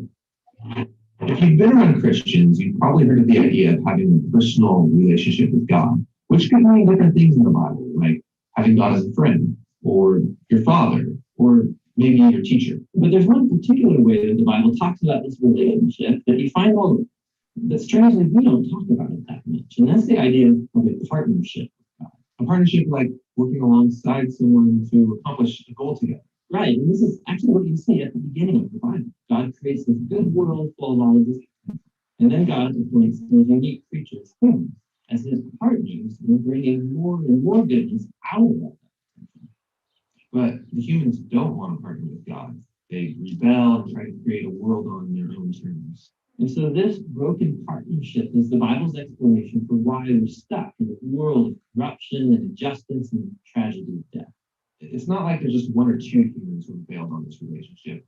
In the story of the Bible, everyone has abandoned the partnership with God. So what God does is select a smaller group of people out of the many, and he makes a new partnership with them called the covenant. And in the covenant, God makes promises, and then in exchange asks his partner to fulfill certain commitments. And the purpose of all of this is to somehow use this covenant relationship to renew his partnership with everybody else. Now, there are actually 4 times in the Old Testament that we're told God initiates a covenant relationship with Noah, Abraham, the nation of Israel, and King David. And it's through these that God is forming a covenant family into which all people will eventually be invited. So let's see how these work. The first one is with Noah. So in this story, God has just brought the flood to cleanse the world of humanity's corruption. And Noah and his family are the only ones left. And so God makes a covenant with Noah, saying, listen, I know that humans will continue to be evil, but despite that, I'm not going to destroy it like this again. Instead, the earth will be this reliable place for us to work together. Great. So what does Noah have to do? Nothing. And that's what's so interesting about this first covenant, is that God is promising to be faithful, even though he knows humans won't be. The next time we see God make a covenant is with a man named Abraham. God chooses him, promises to bless him, give him a large family, lots of land where they can flourish. And in return, God asks Abraham to trust him and train up his family to do what is right and just. And the whole reason for this covenant is God says that somehow he's going to bring his blessing to all families of the world through this one family. So that's Abraham. The next time we see God make a covenant is when Abraham's family grows into the tribe of Israel. And this covenant is with the whole tribe. God asks them to obey a set of laws, which are these guidelines for living well as a community of God's partners. And if they do this, then God promises to bless them and that they will become a people who then represent him to the rest of humanity. That's the covenant with Israel. The last covenant is with King David. Yeah, the tribe of Israel has become this large nation ruled by David. And God asked David and his descendants to partner with him by leading Israel in obeying the laws and doing what is right and just.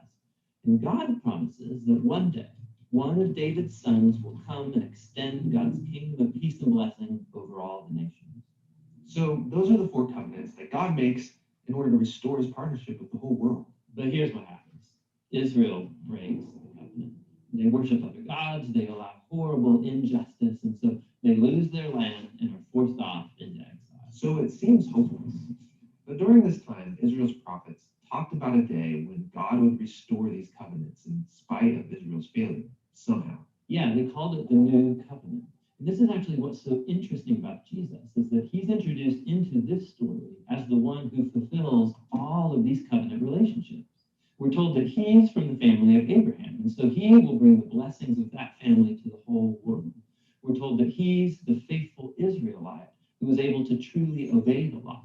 And we're told that he's the king from the line of David, and so he goes about extending God's kingdom of justice and peace to all. That's really remarkable for one guy.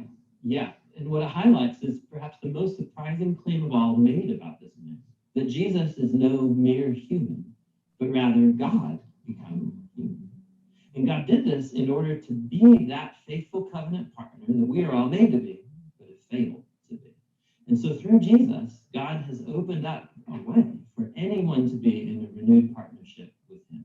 So Jesus calls people to follow him and become part of this new covenant family. And despite their failures, Jesus is committed to making them into partners who are becoming more and more faithful. The story of the Bible ends with a vision of a fully renewed world, full of goodness and peace. And there's this renewed humanity there, partnering together with God to expand the goodness of his creation. And so the end of the Bible story is really a new beginning. Hey, this is Tim. And this is John. We think one of the best ways to understand the Bible is to take its core themes and trace them all the way from the beginning through to the end. We also take... Okay, so that's the covenants. So turn to your neighbor and share 3 things that you learned from the covenant video.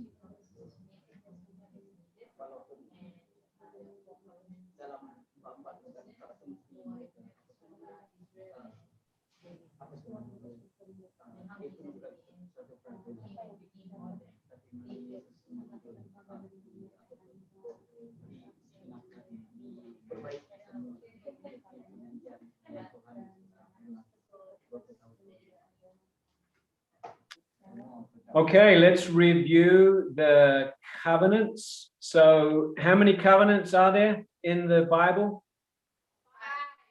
Okay, so what was the first covenant God made? Noah, yes. What was the second covenant? What was the third covenant? What was the fourth covenant? What was the fifth covenant? Man, you guys are good. All right, that's the covenants. So let's continue our journey, and we're now going to look at Exodus. So if you have your poster, we will work our way through the book of Exodus. So I will give you a quick quiz. And if you don't know the answers, it's okay, because what we're going to do is we will do a quiz first. Remember, all the answers to the questions I asked are on this poster. If you don't know the answers, it's okay. This is why we are going to do this quiz several times. Okay, here's the first question. How many people of Jacob's family went to Egypt? 70. Very good. See, it's easy when you have the poster. All right, the second one. What are the 3 places of the tabernacle?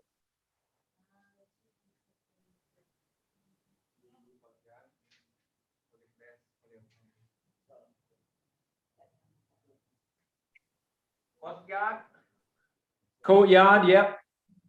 Holy place. Yep. Holy. Very good. So the courtyard, we will look at that in detail today. It's the courtyard, the holy place, and the most holy place. Courtyard, holy place, the most holy place, sometimes called the Holy of Holies. How many years passed from when Israel arrived in Egypt and the book of Exodus begins? 400. Yes, 400 years.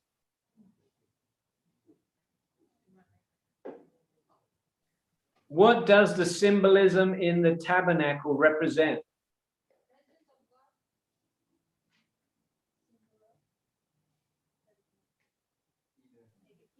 Eden.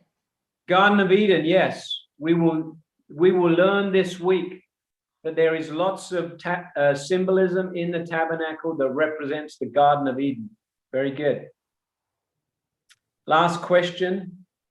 What does Exodus 34 verse 6 say?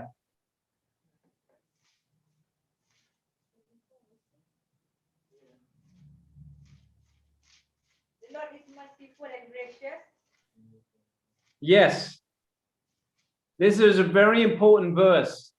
In fact, this verse, Exodus 34 verse 6, appears more in the Bible than any other verse. Let me say that again. This verse, Exodus 34 verse 6, appears more times in the Bible than any other verse, because it's the verse that God reveals his character. We will learn today and tomorrow that God reveals his character to Moses, and he says that he is compassionate and gracious, slow to anger, abounding in love and faithfulness. This is an important verse for me because remember I said I thought God was angry, but look at what it says about God's character. This is God describing himself. Compassionate and gracious, slow to anger, abounding in love and faithfulness. It's one of the most important verses in the whole of the Bible.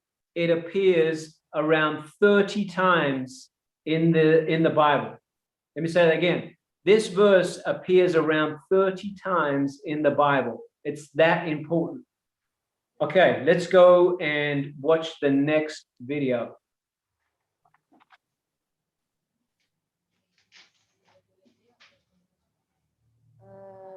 One second, I will.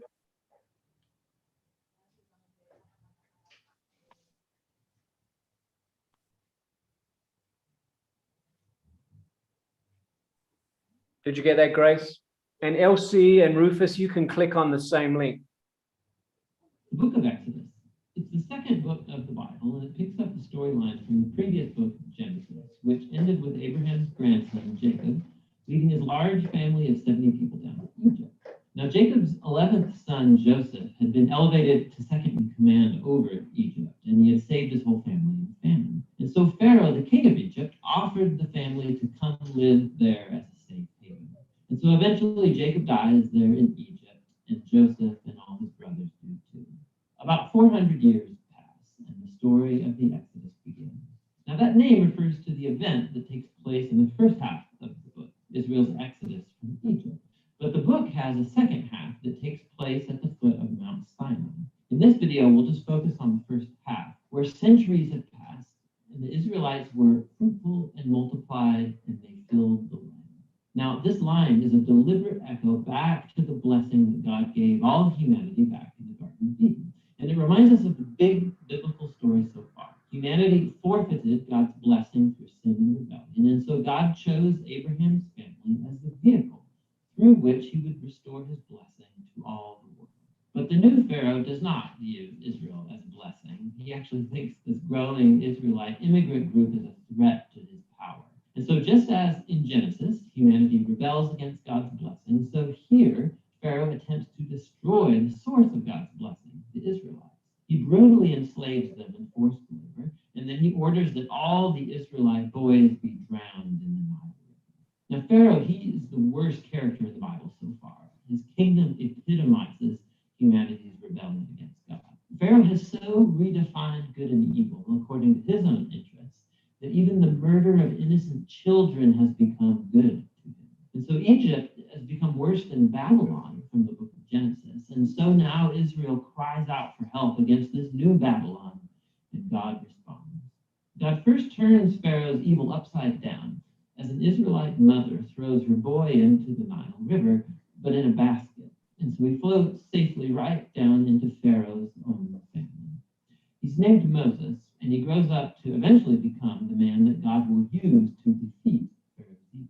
In the famous story of the burning bush, God appears to Moses and commissions him to go to Pharaoh and order him to release the Israelites. And God says that he knows Pharaoh will resist, and so he will bring his judgment on Egypt in the form of plagues. Then God also says that he will harden Pharaoh's heart. And so we're introduced into the next main part of the story, the confrontation between God and Pharaoh. Now, what does this mean that God says he'll harden Pharaoh's heart? It's super important to read this section of the story really closely and in sequence. In Moses and Pharaoh's first encounter, we're told simply that Pharaoh's heart grew hard. There's no implication that God did anything. And so in response, God sends the first set of 5 plagues, each one confronting Pharaoh and one of his Egyptian gods.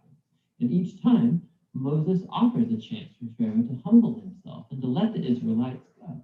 But after each plague, we're told that Pharaoh either hardened his heart or that his heart grew hard. He's doing this of his own will. And so eventually, it's with the second set of 5 plagues that we begin to hear how God hardened Pharaoh's heart. So the point of the story seems to be this. Even though God knew that Pharaoh would resist his will, God still offered him all of these chances to do the right thing. But eventually, Pharaoh's evil reaches a point of no return. I mean, even his own advisors think that he's lost his mind. And it's at that point that God takes over and bends Pharaoh's evil towards his own redemptive purposes. God lures Pharaoh into his own destruction as he saves his people, which is what happens next. With the final plague, it's the night of Passover, and God turns the tables on Pharaoh. Just as he killed the sons of the Israelites, so God will kill the firstborn in Egypt with the final plague. But unlike Pharaoh, God provides a means of escape through the blood of the Lamb. And here the story stops and introduces us in detail to the annual Israelite ritual of Passover. On the night before Israel left Egypt, they sacrificed a young, spotless lamb and painted its blood on the doorframe of their house. And when the divine plague came over Egypt, the houses covered with the blood of the lamb were passed over, and the sons spared. And so every year since, the Israelites have reenacted that night to remember and to celebrate God's justice and his mercy. But Pharaoh, because of his pride and rebellion, he loses his own son. And he's compelled to finally let the Israelites go free. And so the Israelite slaves make their exodus from Egypt. But no sooner do they leave that Pharaoh changes his mind, and he gathers his army and chases after the Israelites for a final showdown. As the Israelites pass through the waters of the sea safely, Pharaoh charges towards his own destruction. The Exodus story concludes with the first song of praise in the Bible. It's called the Song of the City. And the final line declares that the Lord reigns as king. And then the song retells in poetry what the story of God's kingdom is all about. It's about how God is on a mission to confront evil in this world and to redeem those who are enslaved to evil. God is going to bring his people into the promised land where his divine presence will live among them. This story is what it looks like when God becomes king over his people. So after the Israelites sing their song, the story takes a sharp turn. The Israelites are trekking through the wilderness on their way to Mount Sinai, and they're hungry, they're thirsty, and they start criticizing Moses and God for even rescuing them. They say they long for the good old days in Egypt. It's crazy. So God graciously provides food and water for Israel in the wilderness, but these stories, they cast a dark shadow. And we begin to wonder, could it be that Israel's heart is just as hard as Pharaoh's? We shall see. But for now, that's the first half of the book of Exodus. Okay. So turn to a neighbor and share 3 things you learned from the Exodus video.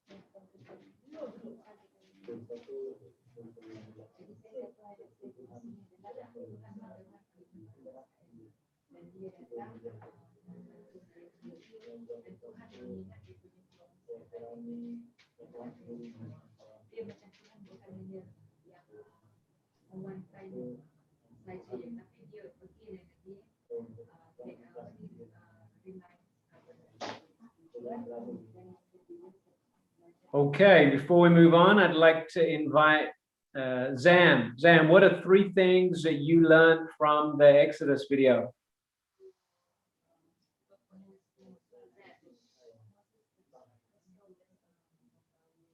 Yes. God restore the blessing of Israel. One thing, and yeah. So God Himself, when Pharaoh, God fight the Egyptian God. Yeah. The Very good.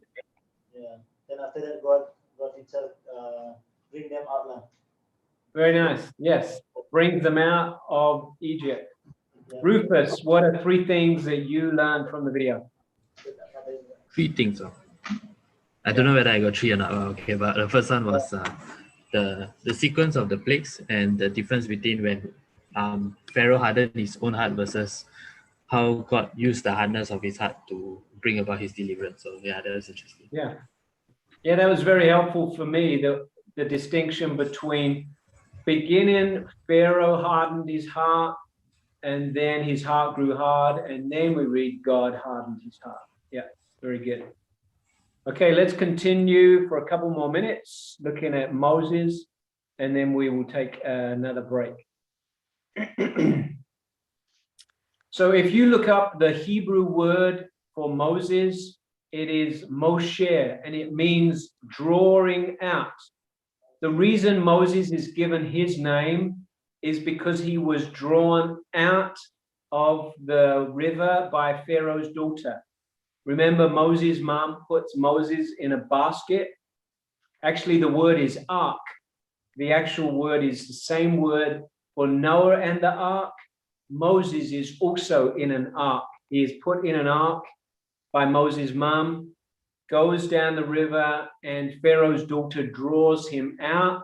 And that's why he was given the name Moshe, or Moses in English. Let me give you some dates. This will help you for your timelines. Moses was in Egypt from 1526 to 1486 BC. Then he goes to Midian because he kills an Egyptian.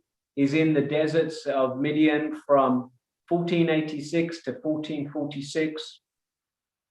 And then the Exodus, Moses is involved in the Exodus out of Egypt that you just saw in the video from 1446 to 1406. So just some dates that you can use when you create your timeline. We read that Moses strikes an Egyptian, and so Pharaoh hears about it, and so Moses flees to the deserts of Midian. And then a very important incident happens in Exodus 3. God speaks to Moses from the burning bush and calls him and reveals his name. In Genesis 1, what is the word for God in Hebrew? Elohim.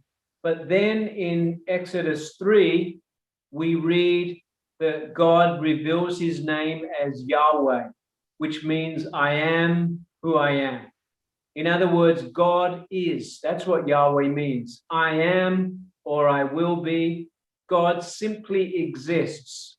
And that's the divine name that God reveals to Moses.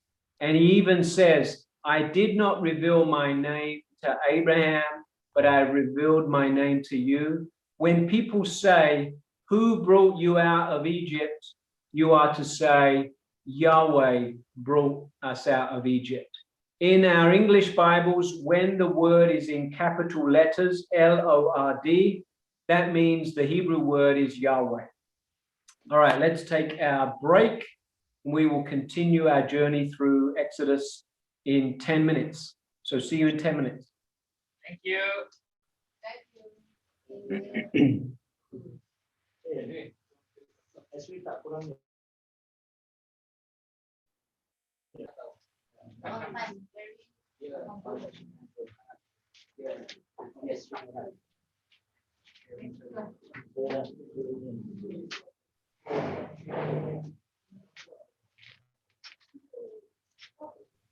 Saya mau warna nih ya. Dia sudah warna. Sini Mas. Sini ya.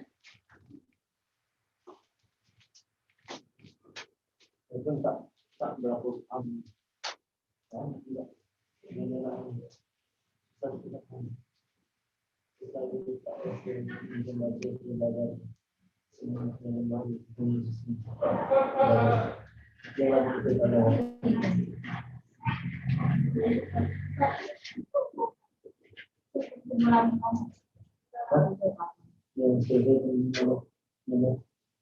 Boleh nanti kamu tengok mana lah. ada tulisan Bahasa masuk Indonesia. Hari Sabtu tengok juga projek. Hari Sabtu projek. Saya tengok baru saya tahu kesimpulan saya. Otak saya punya itu terlalu komplikated.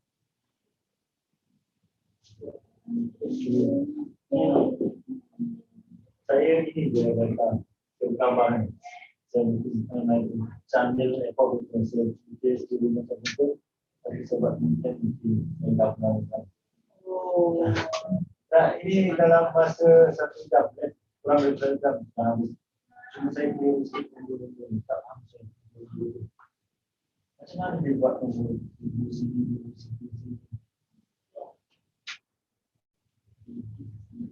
Hari Sabtu itu lagi sama Abraham sama tahun dengan sekalian kita di kelas lah.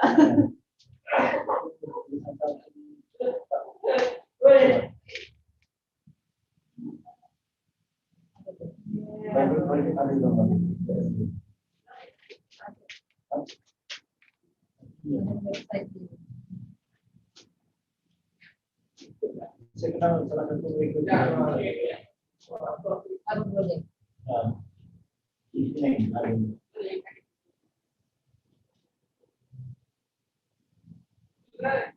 Ini boleh saya warna ya.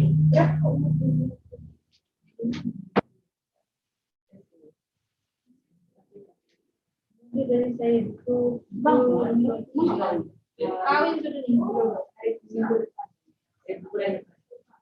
Ya, dia cakap tak tahu apa. Kakak.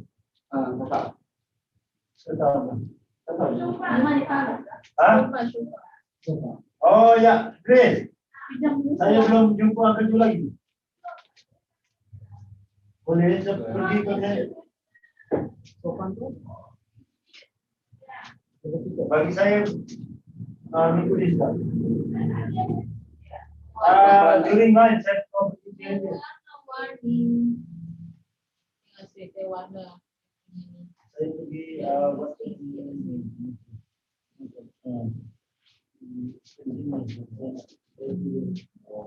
ada orang yang motor saya dia punya semua tak ada. Itu Kiri kanan tak? Tak ada, sudah saya buka sekarang. Kau beli din lah. Yang sebelah tu. oh dia ada sini. Omar. Hari itu kenapa pagi dia? Kadang-kadang dia datang tu. Ya, dia kerja ni. Dia. Rumah masuk kerja jam 12. Ya. Dia cakap jam 11 saya datang. Dia datang. Ada dikta dia satu dekat. Kalau dia datang jam 11 pun dia bukan senang kerja. Congratulations. Dia kasihlah dia kerja itu penyertai yang datang situ. Dia mau kahwin mak kasih Dia nama satu. yang brother tu. Yang mereka tu. Oh itu kawan Vijen. Weekend. Tapi kita baca jam 2 nanti. Oh 15. Apa Yang kau? isteri baru umur 21. Ini 20 tahun. kita baca. Itu apa komandan? Tempat. Itu mutek. Itu Islam. Oh sana nampak. Promosi. Woi, saya tak mau itu. Banyak orang. Itu betul-betul orang-orang. Break small group Bible. Dia ni Ready? Weekend. Oh ya. banyak surat. Berapa? Bagi saya juga. Besok saya kelas 4 dah. Mun, abang kamu bau. Itu saya abang. Apa dia? Kamu malam disekap. Ah, Abang. Mana? Pagi dia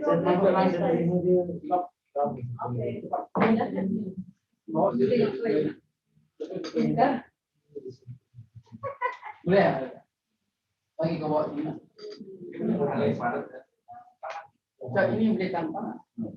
Ada sendiri yang lain tak? Ya. Ini yang kecil. Boleh betul. Gimana? Ya betul. Someone yang motor pun masih dong. Iya. Ni. Kawan. Saya rasa itu apa tu nama dia yang Solomon punya tu kan. Saya rasa tak Ini nampak adik keluar ini. Tuh. putih oh. Dia kahwin Air dia. Lupa dia putih apa. Ini gambar sebelum ini. Dalam gambar ni. Ini dia pergi kerja keras. Kalau tak dia macam putih. Anak saya macam ini anak ini adik dari satu paling kecil.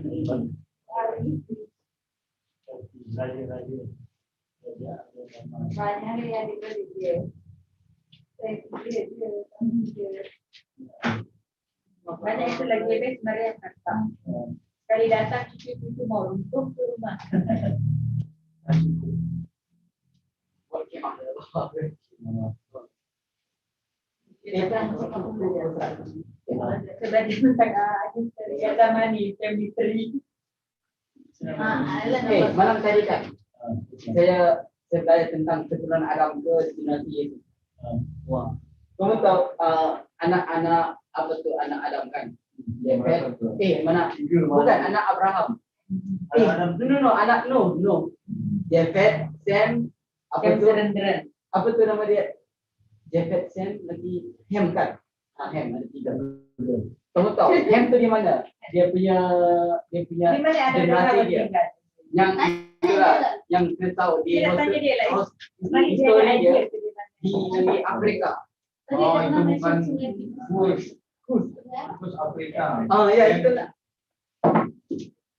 Kan kita Set on kat Kereta dia di set China. yang Saya pun cepat di Europe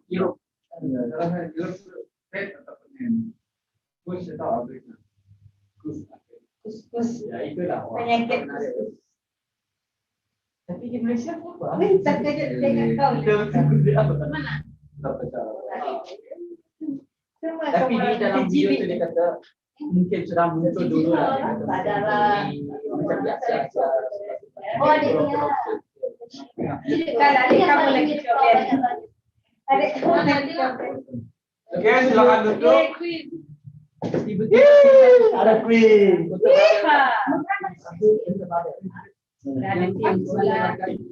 Okay, ready ya? Okay, we are ready. Nice. Good.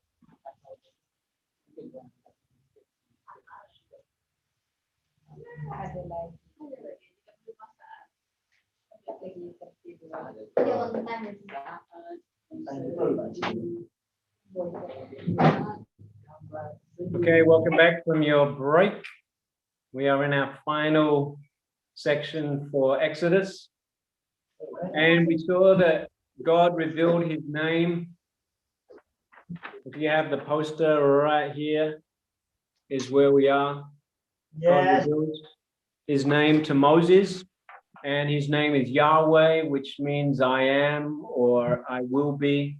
In other words, God exists outside of his creation. And then we read in Exodus 5 that Moses goes to Pharaoh, and you can see that here. It says, "Let my people go." But we know the story that Pharaoh does not let Moses and the Israelites go. And look at what God says in Exodus 6. "Therefore say to the children of Israel, I am the Lord." See how it's in capital letters? What is that word in Hebrew? Yahweh, yeah. So whenever you see Lord in capital letters in your Bibles, it's the Hebrew word Yahweh. "I will bring you out from under the burden of the Egyptians. I will rescue you from their bondage, and I will redeem you." That's the first time in the Bible that we read about God redeeming his people. That's a very important word, redeem or redemption, because it's a theme that you will see all the way through the Old Testament, New Testament, Gospels. We use the word redemption to talk about what Jesus did for us, but it first appears in the book of Exodus. It means to set free from slavery, or to purchase back, or to ransom, which is what Jesus did for us. But the reason it's important to know that that word comes from Exodus is because throughout the biblical story, when the writers talk about redemption, they will refer back to what God did for Israel in Egypt, because that's the example or the prototype of redemption. So whenever you read the word redemption throughout the Old Testament, they are referring to what God did by redeeming his people out of Egypt. And it's what Jesus did for us. So the redemption story in Exodus is shining a light into the future of what the Messiah will do for each of us.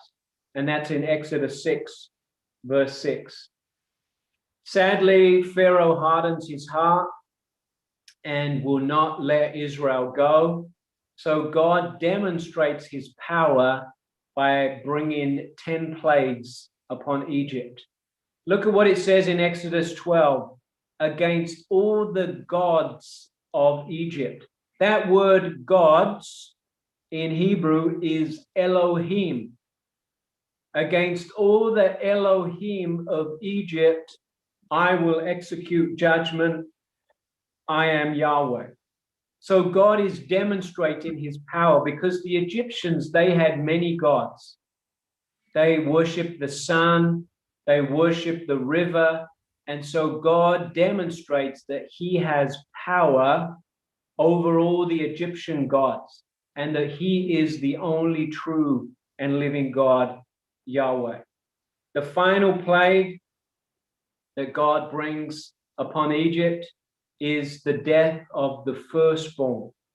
Just like Pharaoh was trying to destroy the firstborn sons of Israel, God brings a judgment and says that he will pass through the land and he will strike all the firstborn and will execute judgment.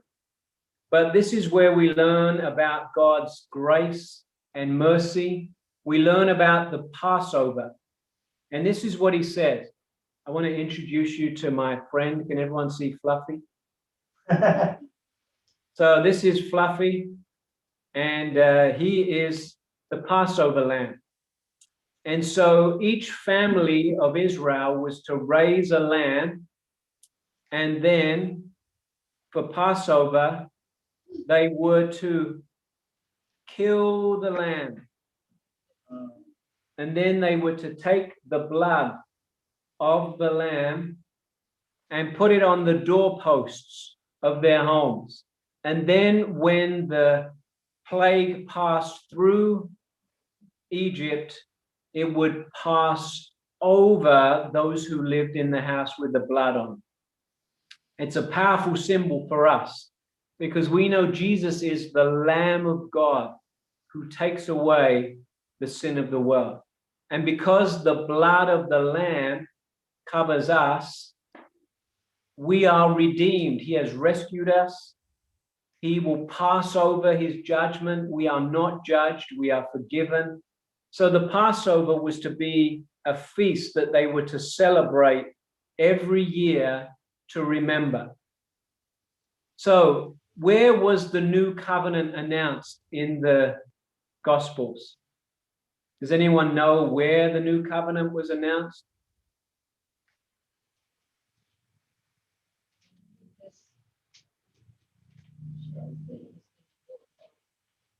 It was at the Passover meal. Remember, Jesus celebrated the Passover with his disciples, and he gives them the cup and says, "This is the blood of the new covenant." Jesus announced the new covenant at the Passover. We still celebrate Passover, but we call it the Lord's Supper or communion. When you drink the cup and you take the bread to remember Jesus's body, that is following on from the Passover meal that has been going for centuries and centuries. So Jesus celebrated this Passover that remembers redemption at Egypt. And now, now today, we celebrate communion. So the Passover was a foreshadow of the blood of Jesus. In fact, in the New Testament, we read that Jesus is the Passover lamb. And Jesus was crucified during the Passover season. In 1 Corinthians 5, verse 7, it says, Christ is our Passover lamb. And that Jesus cleansed us with the blood. He is a lamb without blemish. So in the New Testament, we read that Jesus is the Passover lamb. Very important story for us who are followers of Jesus, because we learn about God's mercy, we learn about redemption, we learn about the blood of the lamb and how we are cleansed by the blood of the lamb, and Jesus is our Passover lamb. Okay, let's go to our next video. Is Grace there or someone to click the video?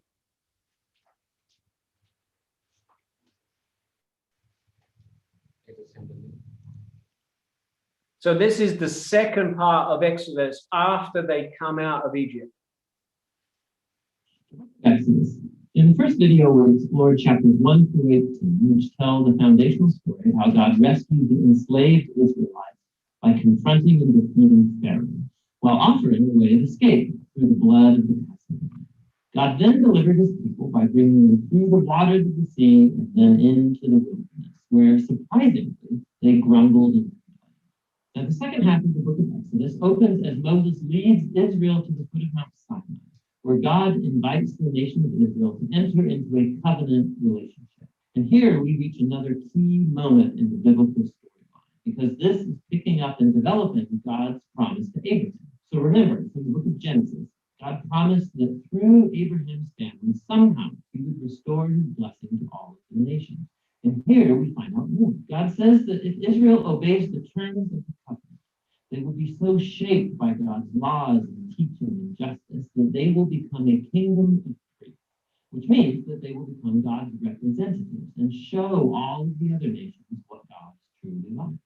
Now, the people of Israel eagerly accept the offer, and so God's presence appears right on the top of Mount Sinai in the form of cloud and lightning and thunder. And Moses goes up as their representative, and God opens with the basic terms of the covenant, the famous 10 Commandments. These are like the basic terms of the agreement, how the Israelites and God are going to relate to each other. And then after this comes another collection of commands which fill out the first 10 in more detail. There are laws about Israel's worship, about social justice, how they are to live together, all shaping Israel into a nation of justice and generosity that's different from the other nations. So Moses writes down all of these laws and he brings them down to the people who, again, eagerly agree to enter into this covenant with God. And once they do so, God takes the relationship forward another step. He tells Moses that he wants his holy, divine, and good presence to come and dwell right in the midst of Israel, which develops another aspect of God's covenant promises. So remember, after humanity's rebellion in the garden, it was access to God's presence that was lost. But now it's through the family of Abraham that God's presence is becoming once again accessible through this covenant relationship, and first with Israel, and then somehow one day to all nations. So what follows are 7 chapters of detailed architectural blueprints about this sacred tent called the tabernacle. There's an outer courtyard with an altar, and then in the center there's a tent that has an outer room and then an inner room. And then inside the inner room, which is called the most holy space, is a golden box called the Ark of the Covenant. And there's angelic creatures over the top of it. It's the hot spot of God's presence. Now, there's lots of detail in these chapters, and it's important to know that every piece has some kind of symbolic value. All of the flowers, the angels, the gold, and the jewels, it all echoes back to the Garden of Eden, the place where God and humans lived together in intimacy. And so the tabernacle is like a portable Eden, so to speak.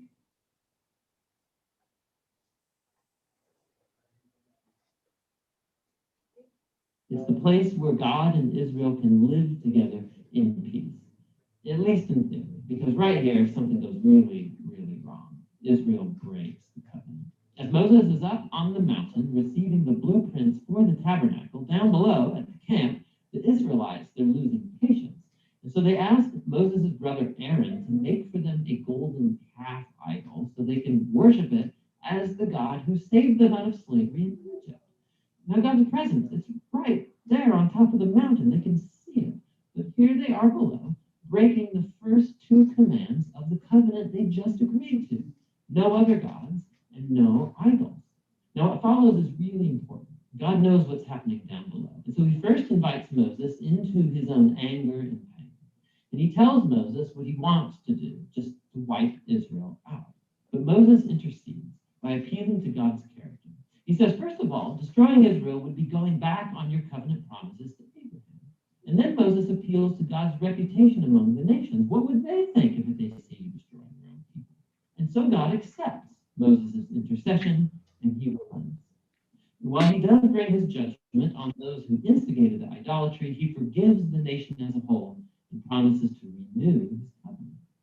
And it's right here, at this point in the story, that God, for the first time, describes his own character to Moses. He says, the Lord is merciful, he's gracious, he's slow to anger, abounding in covenant faithfulness. He forgives sin, but he will not leave the wicked unpunished. So we have this tension. God is full of mercy, but also he must deal with evil if he claims to be good. And above all, God is faithful to his promises, even though it means he knows he's committing himself to a people who are utterly faithful. And so after renewing the covenant with Israel, God commissions Moses to go ahead and build the tabernacle. And once again, we get 5 long chapters describing in detail the construction of the tabernacle. And it all comes together in the final chapter where the tabernacle is finished. God's glorious divine presence comes and hovers over the tent, and our hopes are high. And so Moses, he goes right up to enter into the tent, and he can't. He actually can't go in, and that's how the book ends. It's really surprising, but not really if you think about it. You can see now how much Israel's sin has damaged the relationship with God in more ways than we realize. So the book opened, remember, with Pharaoh's evil threatening Israel and threatening God's covenant promise. But now, as the book ends, Israel has become its own worst enemy. It's their sin that's threatening the future of the covenant. And so the question as the book closes is, how is God going to reconcile this conflict between his holiness and his goodness and his presence with the sinful corruption of his own covenant people? The solution to that problem is what the next book is about. But for now, that's the book of Exodus. Okay, so that's the book of Exodus. I want to give you a couple of minutes to think about what you learned. You can share with a neighbor. And then in 2 minutes, I will ask some of you what are 3 things you learned from the Exodus video.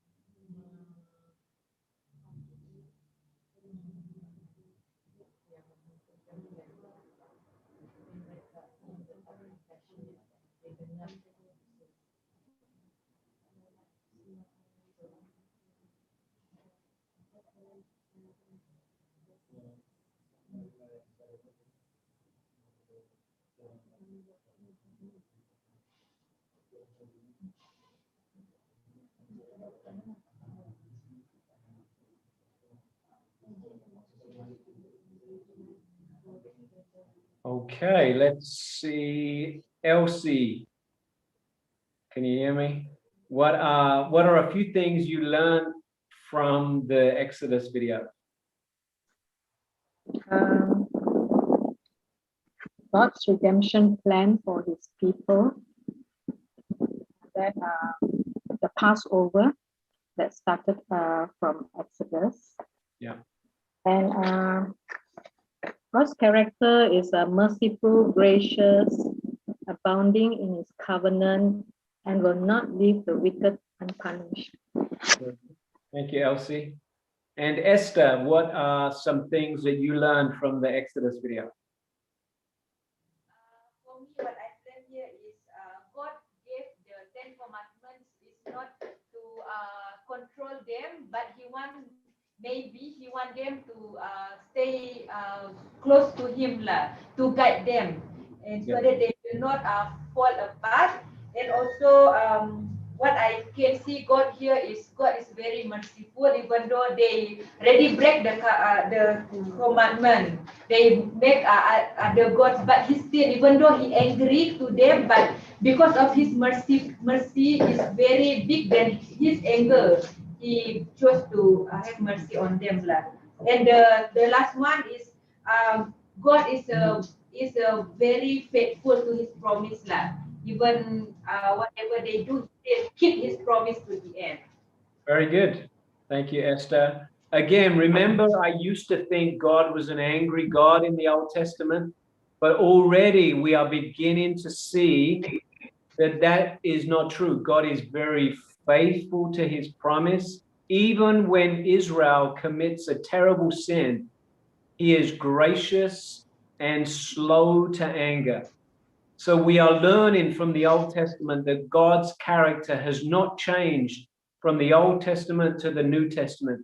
He has always been a compassionate and gracious God who is slow to anger and faithful to his promise. This is good news. Okay, let's continue a little bit more before we wrap up for our first day. So there are 4 stages of the journey in the Pentateuch. So I want you to follow these actions. Are you ready? We're going to do 4 actions. So everyone follow along. We're going to go out, up, Yes. up, around, and in. Okay, so we're going to go out, up, around, and in. Okay, very good. We will do a dance another day, but let me explain the 4 movements. So first, God brings them out of Egypt. We just saw that with the Passover and passing through the sea. So he brings them out of Egypt. Then he takes them up Mount Sinai, which is where he will give them the laws. He will spend 1 year teaching them how to be a holy people. Then they will wander around the wilderness, which is the book of Numbers. And then he will prepare them to go into the promised land, which is Deuteronomy, and then the book of Joshua. So out of Egypt, up Mount Sinai, around the wilderness, and into the promised land. They're the 4 stages that we're going to look at this week. And we read in Exodus 15, the first worship song in the Bible. So the first worship song in the Bible is Exodus 15. And we read that they sing this song and they say, "The Lord is my strength and my defense. He has become my salvation." That's the first time in the Bible we read about God's salvation. So we read the word redemption in Exodus. Now we read the first worship song in Exodus. Now we are reading for the first time this word salvation, which means to be rescued from danger. These are words that we are familiar with in the New Testament because of Jesus, but I want to highlight that they appear in the books of Moses. Salvation means to be rescued from danger. The Hebrew word for salvation is Yeshua. Yeshua. Did you hear that? Yeshua is the Hebrew word for salvation. Jesus' name in Hebrew is Yeshua. Jesus' name means salvation, or the Lord saves. If you go to Matthew 1, verse 21, you will read that they shall call his name Jesus, or in Hebrew, it would be Yeshua, because Jesus' name means salvation. Again, from the book of Exodus, we are reading about Jesus, Yeshua. So he brings them out of Egypt, and then he's going to lead them up to Mount Sinai. They will spend 1 year at Mount Sinai. From Exodus 19 all the way to Leviticus, all the books of all the chapters of Leviticus, into the book of Numbers, and then when you get to Numbers 10, that's when they go around the wilderness. So for 1 year, God wants to shape the character of Israel. This is their DTS. You did DTS in 6 months, but Israel is going to do a 1 year DTS so that they become a holy nation. He's going to give them lots of instruction. He's going to mediate a covenant. So the first covenant was with Noah. The second covenant was with Abraham. Now we read about the third covenant in the Bible. It's going to be between God and Israel. And that's in Exodus 19 to 24. And it's like a marriage ceremony. So I made a covenant many years ago to my wife. And I wear a ring. This is the sign of the covenant I made with my wife. So a covenant ceremony is when you make a promise to someone. When I got married to my wife, I made promises to her. She made promises to me. This is what God does with Israel at Mount Sinai.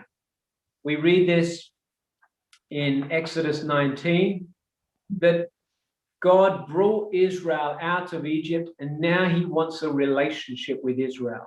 Just like I wanted a relationship with my wife, and we made a covenant. God wants a relationship with Israel, so he makes a covenant. And the terms of the covenant are the 10 commandments. That's what the 10 commandments are. They're part of the agreement. If you want to be in a relationship with me, here are the 10 commandment rules, partnership of the agreement. He then gives them 52 more laws, and Israel agrees to live by the law. But here's an important principle in the Bible. He rescues them, then he gives them the law. He did not rescue them through the law. He rescued them first, then he shapes them through the law. That's an important principle for us. Jesus rescues us not because of anything that we have done, but because of his grace. And then he gives us instructions in how to live. That's what God is doing at Mount Sinai. He first rescues them. They come out of Egypt. Then he takes them up Mount Sinai to shape their character and teaches them the law. Okay, excuse me. So you can read this right here on your posters. God's covenant with Israel, 19 to 24. He gives them the 10 commandments. Then he gives them 52 more commands about worship and social justice. And Israel agrees to the covenant. They say, yes, we agree. We want to be in a relationship with God. And God dwells amongst them. Then, as part of the agreement, God gives them the tabernacle blueprints. I'll give you a quick overview of the tabernacle. Tomorrow, I will go into detail about the tabernacle. Remember, there are 3 places to the tabernacle. There's the courtyard, there's the holy place, and then the most holy place. The most holy place is the hot spot of God's presence. So when I travel, the first thing I ask when I go to a hotel is, where is the Wi-Fi? Right? When I go to a hotel, I'm like, where is the Wi-Fi? Where can I get Wi-Fi? I'm looking for the Wi-Fi hotspot. That's where you get Wi-Fi. The tabernacle was where God's presence was on earth. If you wanted to meet God, you needed to go to the tabernacle. That's where his holy presence dwelt, in the Holy of Holies, above the Ark of the Covenant. So Israel agrees to the partnership, but then sadly, the next thing that happens is Israel breaks the covenant. This has been called adultery on the honeymoon. They made a vow to be loyal and faithful to God, like a wedding ceremony. But in chapters 32 to 34, they commit adultery on the honeymoon, and they say to Aaron, make us a god. So Aaron takes all the gold, they shape it into a golden calf. And here's the tragic statement. Here is your God that brought you out of Egypt. God has just rescued them, redeemed them, saved them, and now they are saying this golden calf, this is the God that brought you out of Egypt. Can you imagine how hurt God must be? It is like someone commits adultery on the honeymoon. They've just made a promise and they break their promise. And this is where God says, I will bring judgment and I will destroy Israel because of their unfaithfulness. And we learn about Moses as a mediator.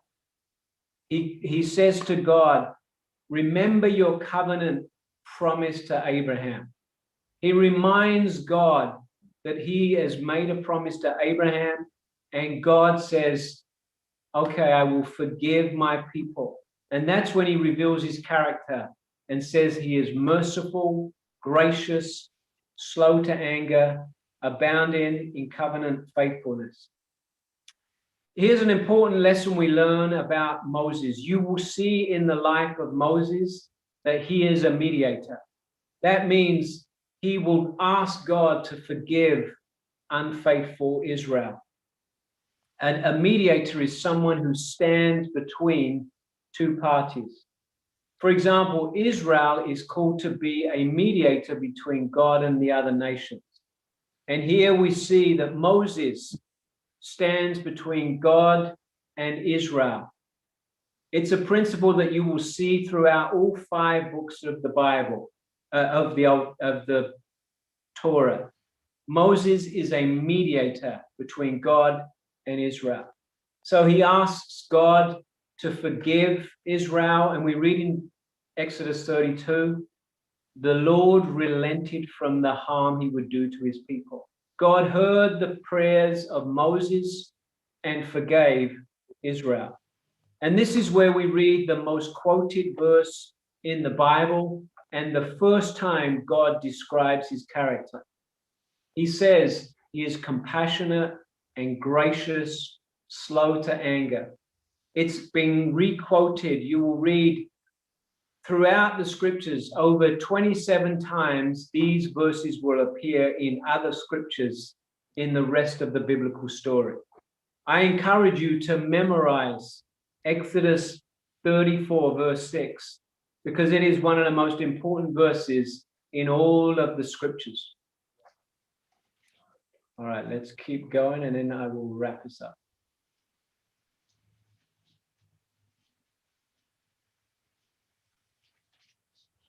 Then at the end of Exodus, we read that God forgives Israel and his presence fills the tabernacle.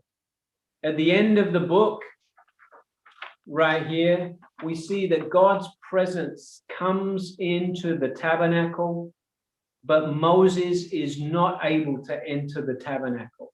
There is a problem. Because of Israel's sin, they're not able to enter into the tabernacle. So tomorrow we will learn about the solution. The solution to the sin problem is the book of Leviticus. So Leviticus provides the solution. I love the book of Leviticus because it's a book of grace. Many of us think that Leviticus is so difficult, and I know there's lots of strange verses in Leviticus. But the reason Leviticus is powerful is because God provides a way for people to come into his presence. It's a book of grace. So Leviticus is all about how Israel can come into the presence of a holy God. All right, let's do a quick review and then we will wrap up. All right, so this should be really easy for all of you. What is the Hebrew word for humans? Adam. What are the 2 trees that are described in the Garden of Eden?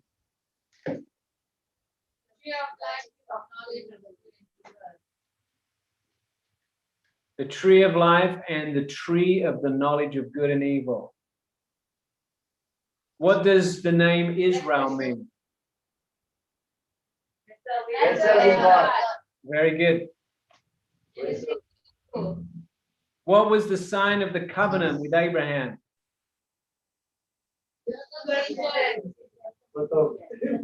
Circumcision, yes.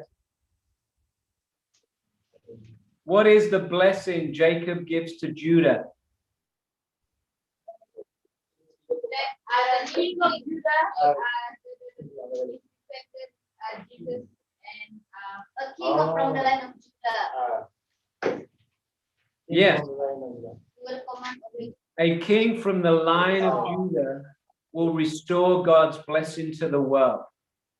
So a king from the line of Judah will restore God's blessing to the world. That's in Genesis 49.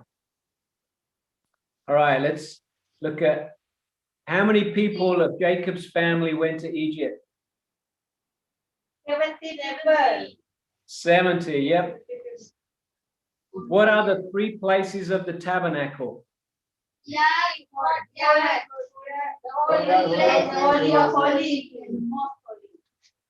Very nice. The courtyard, the holy place, and the most holy place. How many years passed from when Israel arrived in Egypt and the book of Exodus begins? 100 years. Man, you guys are too good. What does the symbolism in the tabernacle represent? Yes. Garden of Eden. And last, what does Exodus 34 verse 6 say?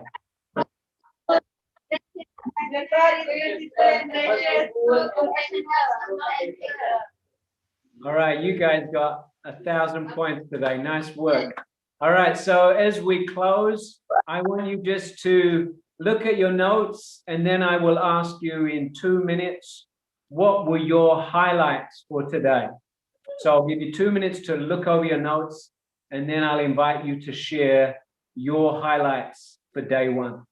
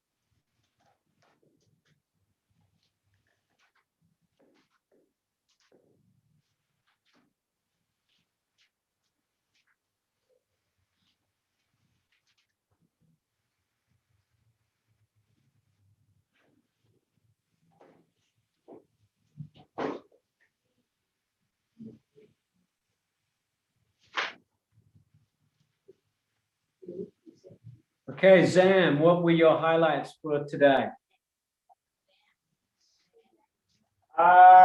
Yeah, for today, my highlight is I never thought of this gospel appear the first time for Abraham, Genesis chapter 12. So I never knew this before, out of nothing. So I'm really surprised. Yeah. Good. Thank you, Zam. Yeah, Esther, what was your highlight? My highlight is just now from your slide. That's written.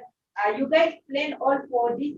You guys plan all of this for evil, but God planned it good to save people's life. Like, yeah, this is really caught my attention because sometimes we plan things for evil, but God everything for good and to save people.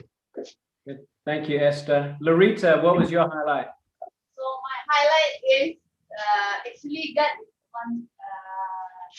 God is partnership with them through the covenant. Nice. Good. Elsie, what was your highlight?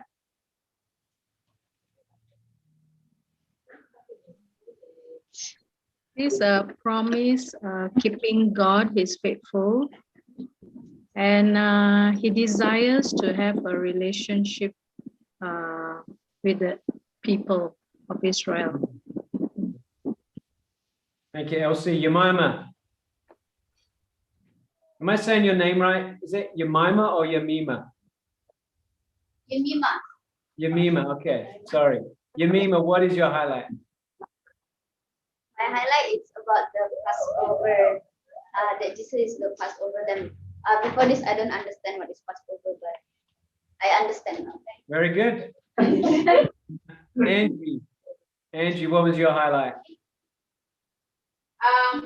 For me, number one is that about the covenant, that there are 5 covenants, and 4 of them are new, and there are 4 of them in the Old Testament, and Jesus is the new covenant. And the other thing is also about the law, that God rescues them first before giving them the law to shape their heart, their attitude, and their behavior. And everything is to redeem what God, Adam and Eve has failed in the beginning. So that's amazing. Very good. Thank you, Angie. And Rufus, what was your highlight? Was realizing that the Passover, the Holy Communion is like the perfected kind of Passover, which we celebrate in a way today. Cool. Very good. Good. Well, thank you for your active participation. Tomorrow we will have quizzes and videos and some games. Hopefully this is a fun week. I love the Old Testament and I'm excited to share with you this week.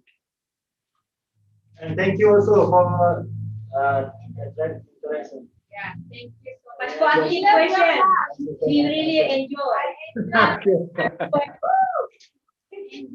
Good. Well, thank you, Grace. Thank you, Kevin. All right. See you. No, I was just saying that if there's any question, you can ask Kevin. Any questions so far? I would like to ask for your opinion. This is regarding Adam and Eve. Yeah. Do you have any opinion where does God place Adam and Eve? Because like in the Bible said is like something is, but we don't know is it Middle East or what is. Oh, you mean the physical? Yeah, According to the map. According to the map. According to the map, the Garden of Eden, is that the question? Yes. Yeah, so it says in Genesis 2, there are 4 rivers that flow to the Garden of Eden. So it means it was in the region of Mesopotamia. We don't know where, but we do know that there were 4 rivers, and those 4 rivers are near Assyria and Babylon. So yes, Genesis 2 is where we read about the 4 rivers.